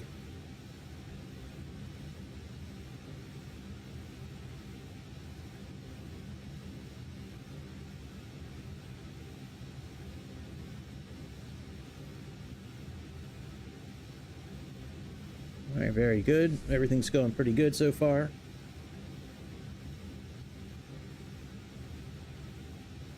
I don't typically descend in VS mode, but when we originally started descending, we were only at 1,000, minus 1,000, and we weren't gonna get down quick enough, so.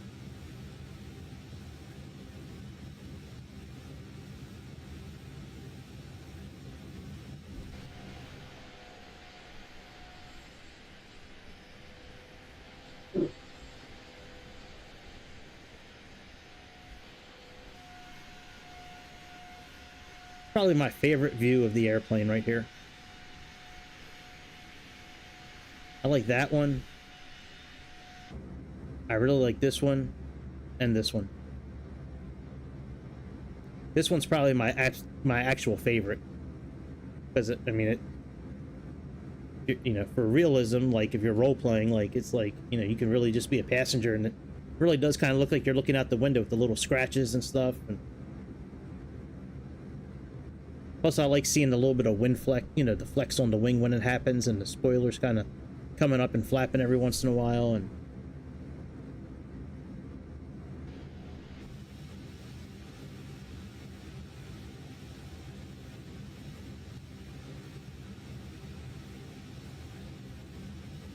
all right, after Barlow,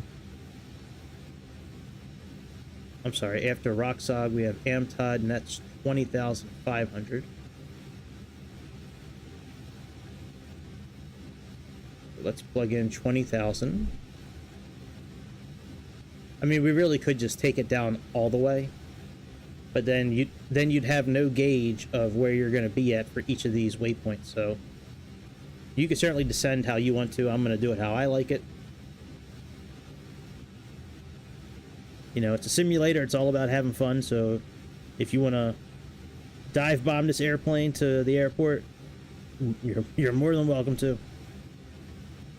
I like doing it in these steps. That way we can see what our altitude's going to be per the computer system. Like right now, this little blue arrow here, that's telling us our system thinks at this point we're going to be at 20,000 feet, which is kind of where we need to be for that waypoint. It says 20,500 right here. So if you want to switch the altitude indicator to do like hundreds, you can just click this here. Now the arrow is on 100, and now you can do like 100 increments.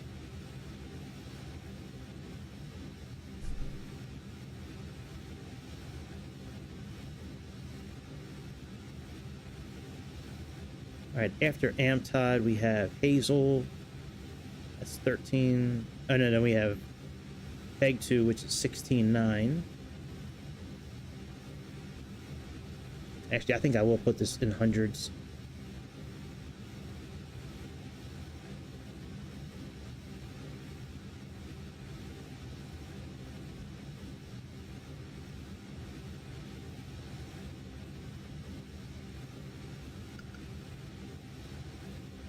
All right, we got good speed. We got good descent. We're doing good. Hit subscribe, hit like. That's what I'm talking about. Yes, sir. Yeah, I won't be on tonight. That's why I'm streaming now. But tomorrow night, I'll be back on regular time. God bless. I'll be back regular time tomorrow night. I'm not scared to say God bless. I will say that shit on my channel. God bless. Alright, let's put on some icing equipment. Looks like we in range.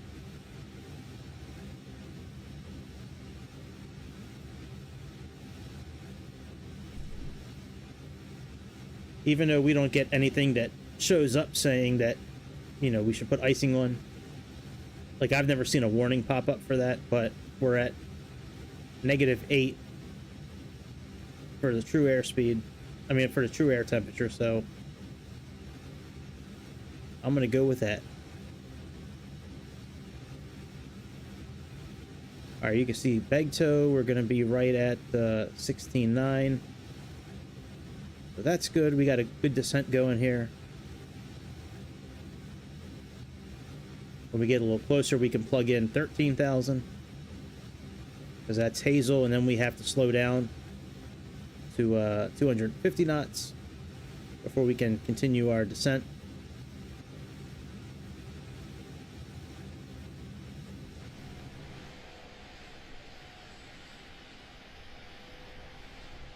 Oh yeah. It's ECNTA, that's the actual tail number according to flight stats for this airplane today. So when I recreate these flights, I try to do as much as I can to make it like as close to the real thing as possible. Right down to the gate, the flight plan, when it's available, or when I can figure it out. And then right down to the tail number.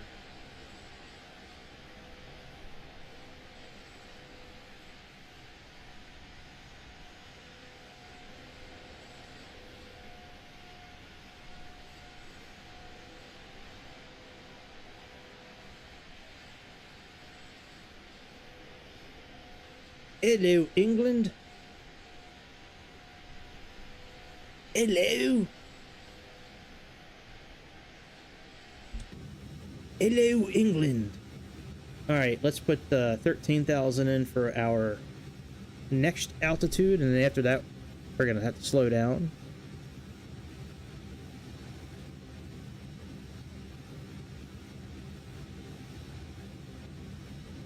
And then you can kind of see the arrow here. So we should be at 13,000 feet by that point there, and that's probably going to say flight level 13,000. Yep. So Hazel is a hard 13,000. That one, according to the arrival chart, you need to be at 13,000 for that.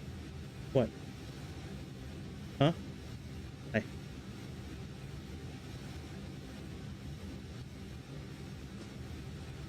Yeah, there's no speed indicator, but right after that, we have a max 250 knots, 15 miles after Hazel, so that's why it says limit right there.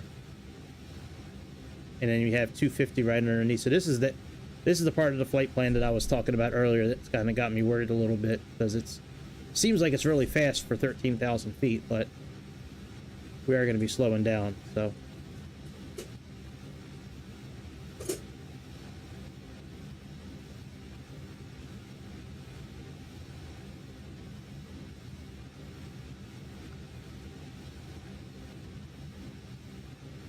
Alright, we're making our turn to Hazel. We should be over England. There we go. Here's the south of England right here. Hello's England. You can do a good English accent. Go ahead and do it now.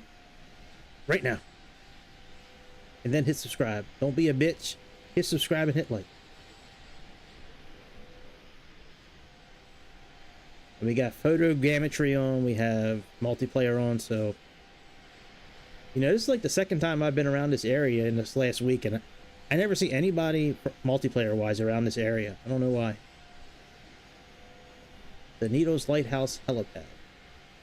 It's actually a new helicopter I like that I was thinking about getting. It just came out. It looks really cool. I'll show it to you after we land. It's a regular helicopter. It's not a military helicopter, but it just came out and it looks really cool. I hope they come out with that update for the Chinook soon, because I want to be able to have altitude hold. I'm not too worried about heading hold, but I mean, it would make sense if you had a vertical, you know, autopilot system. They should have a latitude one too. So, you know, when that, it says on their website, very soon after this update that just came out, they're going to have an update come out themselves, and it's going to have heading hold and altitude hold. And once we get those things in place, then we can just control the speed and the pitch. And then doing the missions where we have to carry everything underneath the helicopter will be a lot easier. Because right now, the way it's set up and you have to fly manually, if you're using a joystick like me, like a regular Xbox controller, it is very easy to lose your load, so to say, when you're flying that helicopter. But once altitude hold gets put in place and heading hold, then you don't have to worry about making, you know, any kind of weird movement at that point. All right, so we got 13,000. I'm not going to adjust the altitude just yet, because that's a hard 13. We need to be at 13 when we pass that. So if we get to 13,000 first, that's okay.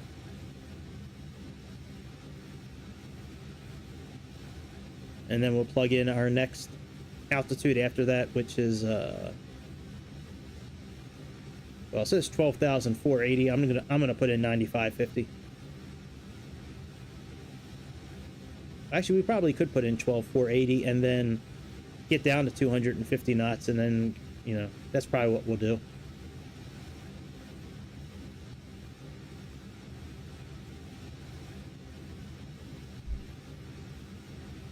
We could probably start slowing down now, actually.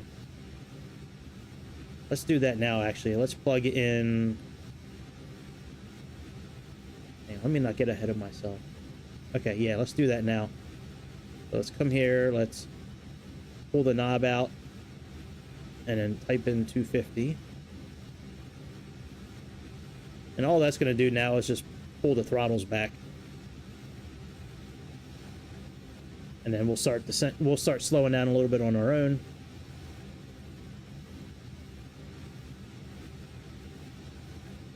We can actually adjust the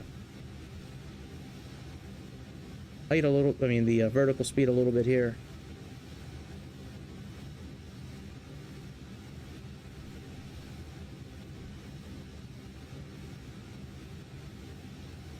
So we're starting to slowly come down to 250 knots.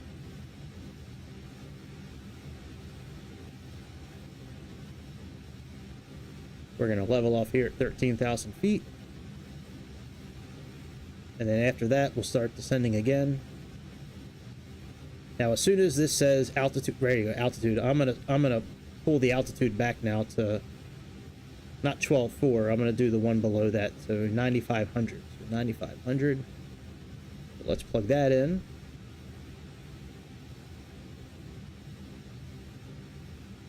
Now, what I would typically do here, if we were in a Boeing aircraft, once we got down to 250, I would just click on flight level change. We don't really have that luxury in this airplane, which is fine. You know, we really don't need it.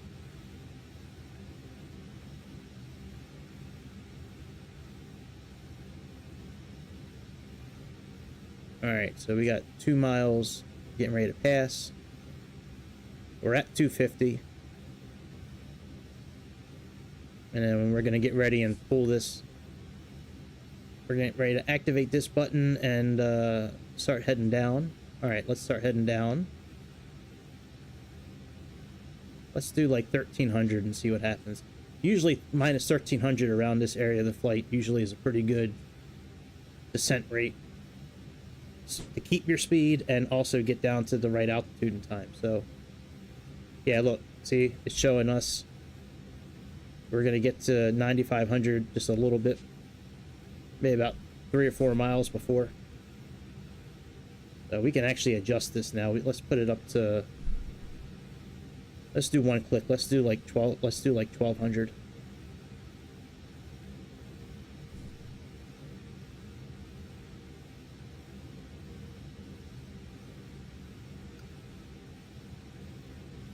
All right, we're gonna put our co-pilot, Mega Karen or Giga Chad. We're gonna put them on landing duty.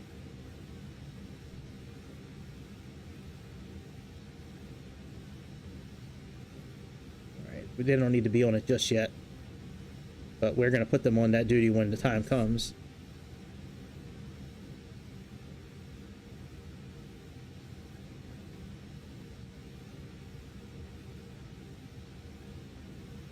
Yup.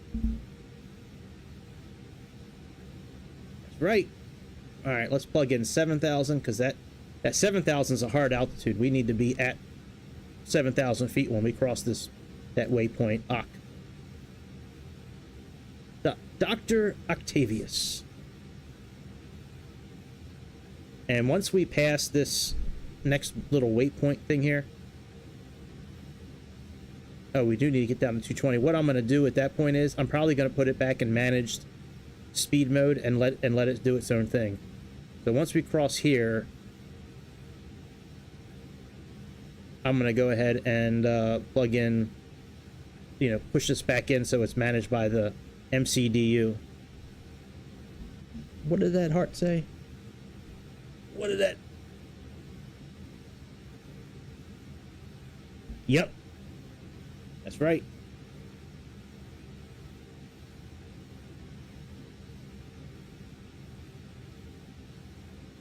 Oh, selected speed and open descent. It's like, oh, I'll have to keep that in mind. Hey, what's up, Canadian Aviator? What's happening? Hit subscribe and hit like. Please, oh please. Don't let me get on my knees for you to hit subscribe and like, please. Yeah, I'll look into that, Keith. I didn't realize that with this plane. See, that's one of the bad things about not learning an airplane completely. Oh, it's no cap. I got you. I thought it might have been you, but I wasn't sure, so I figured I'd take a shot. But yeah, see, when you don't learn an airplane completely, you don't get to pick up on those kind of tricks. That's good to know. All right, let's put it in managed speed mode.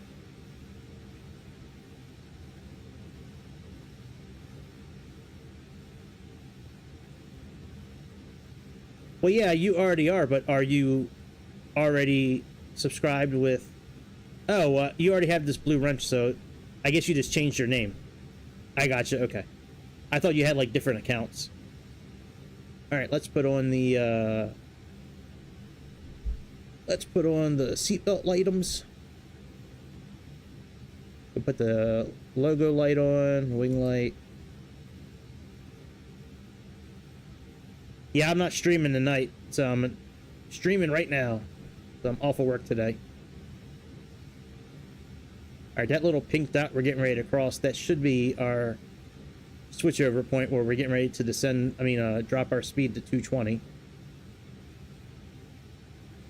Let's actually pull this up to 1,000 or down to 1,000.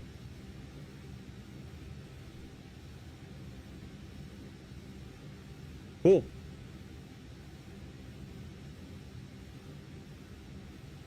Yeah, I won't be home until late tonight.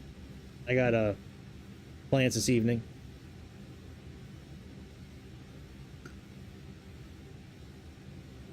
Yeah, that's what I'm saying. If you got multiple accounts, sub with all your accounts.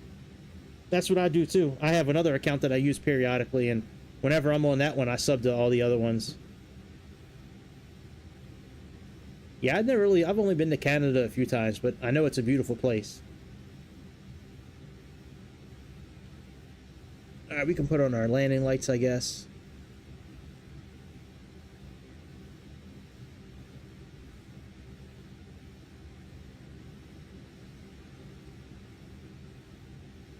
All right, we're at 7,000. That's good. And our capture point is, I want to say 2,500. Yeah, 2,500 is our capture point. Let's see what we got coming up next here. 43, 3,000. All right, let's plug in 3,000.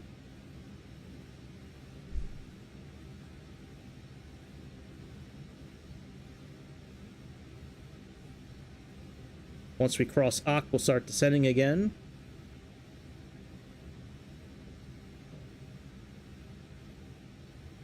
You know what, Keith? I think yeah,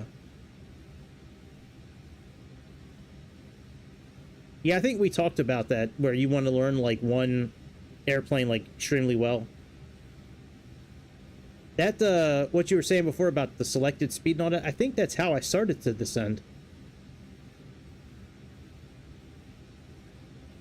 Like, it's in managed mode now, and when I went in there earlier, I just went ahead and pushed this in.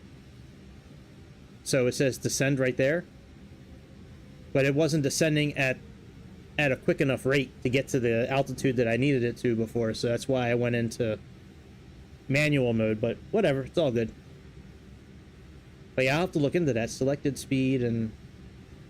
Alright, Q1021, let's go ahead and change that over.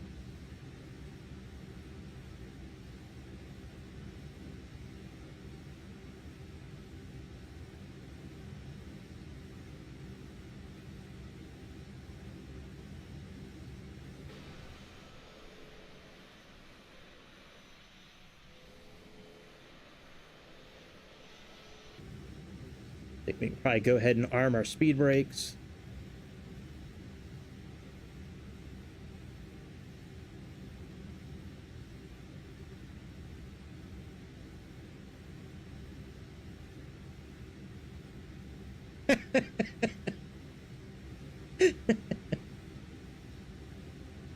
You know, I couldn't have said it better myself, bud. You're absolutely right. It's, you know, sometimes when the SimPod doesn't load the MCDU properly, and, you know, sometimes you got them kind of issues. That's funny. All right, let me plug in 2,500 because that's our glide slope capture point. And then what I'll do is after we, oh, we got some weather showing up finally. Here we go.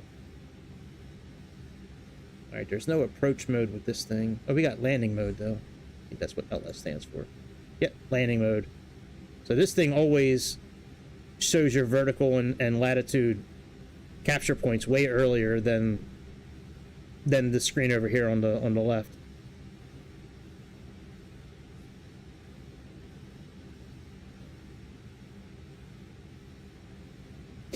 Yeah, your comment almost did make sense. All right, let's click LS for landing. And let's put Mega Karen over here on landing duty. So we can see our glide slope starting to come into play. Let's go ahead and put our first set of flaps in play.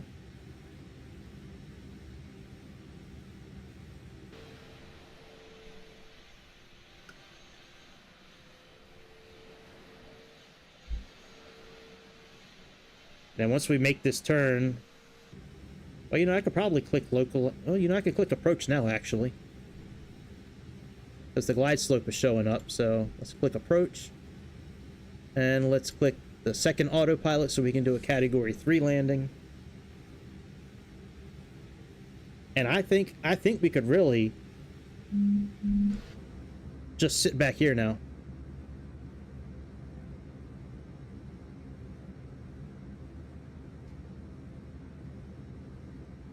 Actually, I want to sit over...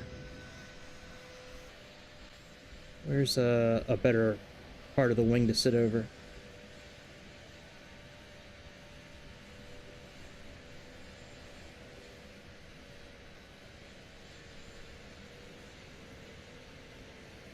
There we go. We'll sit over here.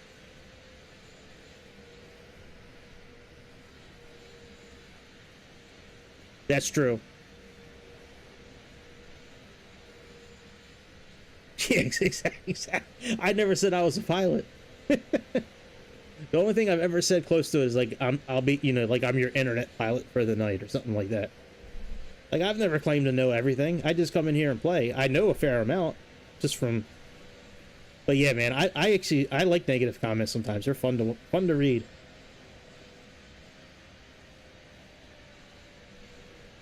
Yeah, man. I think I'm actually going to upload one of my drum videos to this channel. It's on my other channel, but I was thinking about making it into a short part of it. But yeah, man, I need to start playing drums again. That's for sure. All right, I'm gonna probably put our landing gear down now.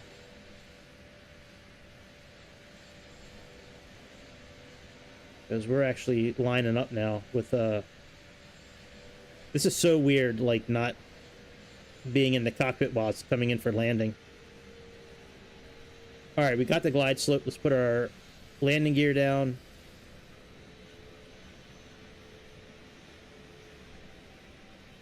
I'll have to check it out, man. I'll have to get on there when I'm done and check it out. All right, let's put some more flaps in the equation.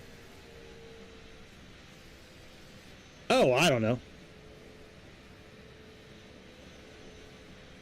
Well, no, that's what I was saying. I was going to go to your channel and check it out.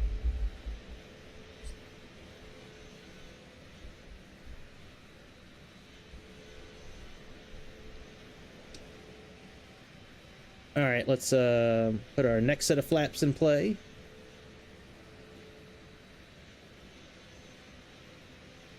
I wonder if the cockpit's beeping at us right now. Let's check it out real quick. No, it's not. Surprising.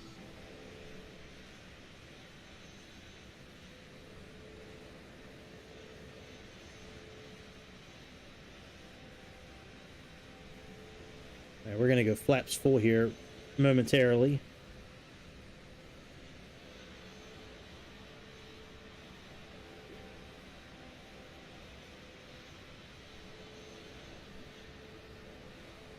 Twickenham Stadium.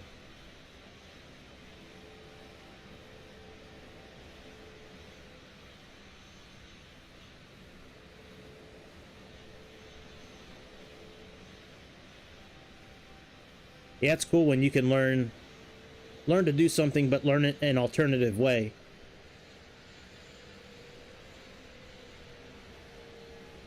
All right, flaps full. Yeah, if you can teach yourself something in an alternative way, and then you can learn it I guess the way it's supposed to be done. I mean, that's pretty cool.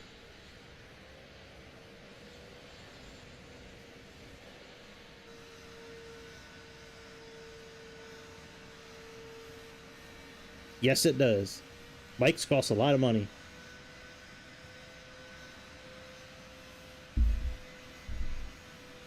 That is for sure.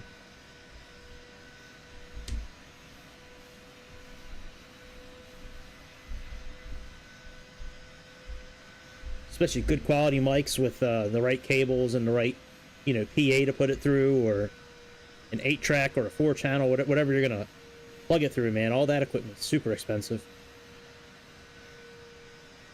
Sometimes Guitar Center's got good used, you know, good deals on used equipment, or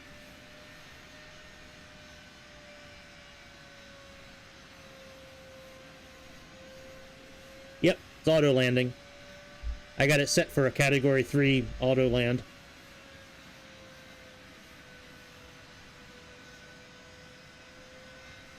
When you do this approach on this plane for an ILS, if you activate both autopilots at the same time, it should do a Category 3 landing. So it should roll out and flare all on its own.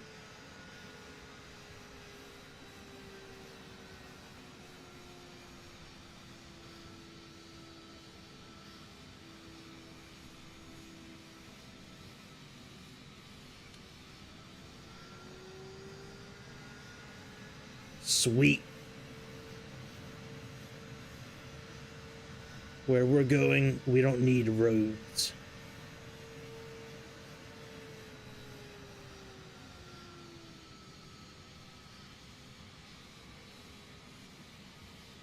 Sweet. That was cool. That was cool. All right, let me show this helicopter real quick. And then we're going to end the show. Going to end this episode. Yep. Yeah, when you put both autopilots on, it'll let you do a category 3 landing. All right, did I save it to my wish list? Let me see here. I thought I did. No, I did not. All right, let's go to aircraft.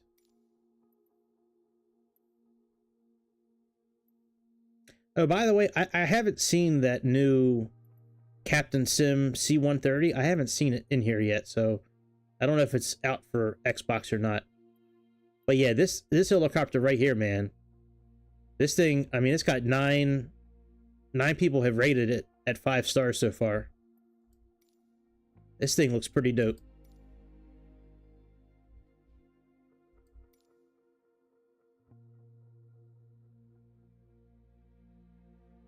It's got a cool layout to it. Looks like it has some autopilot features here, which is good. You know, for plugging in a course.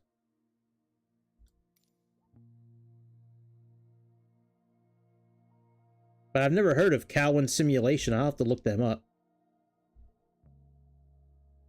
Our flight models are rigorously pilot tested, developed using Microsoft Simulator SDK. 45 liveries. Oh my goodness. Wow. Free updates. All default bindings work. Comes with a manual. Medical version, luxury version, persistent saves, weight and balance, persistent saves, options for next flight. Tested and zeroed in by real pilots. Realistic startup procedure. Working breakers, systems. Customizable panels. All right, 2 different Garmin systems. Removable doors. Oh, it's like a Jeep. Pilots and passengers. 45 paint jobs. Jesus. Dynamic weight. Functional. 4K PBR textures. 3D instruments. I mean, it looks really cool for $20. And I do like flying helicopters. I just never really flew any on here because I don't like the 2 that come with the game. The Bell and that other one, I don't like those at all. And I really haven't seen any other ones that I like outside of the Chinook. But this thing looks pretty cool, man.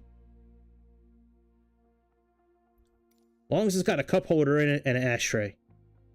That's all I need. Cup holder and ashtray. How many cup holders does this thing got? All right, there's all your circuit breakers. Wow, look at that searchlight. That is cool.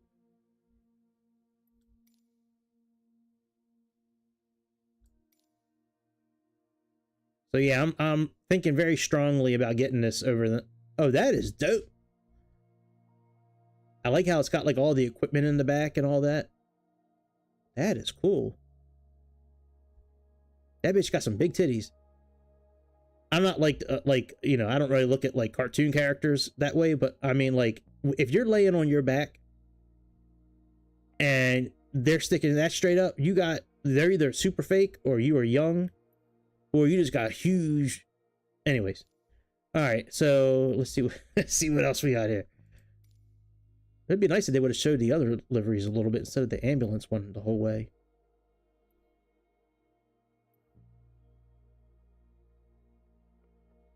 Oh yeah, no problem, Keith.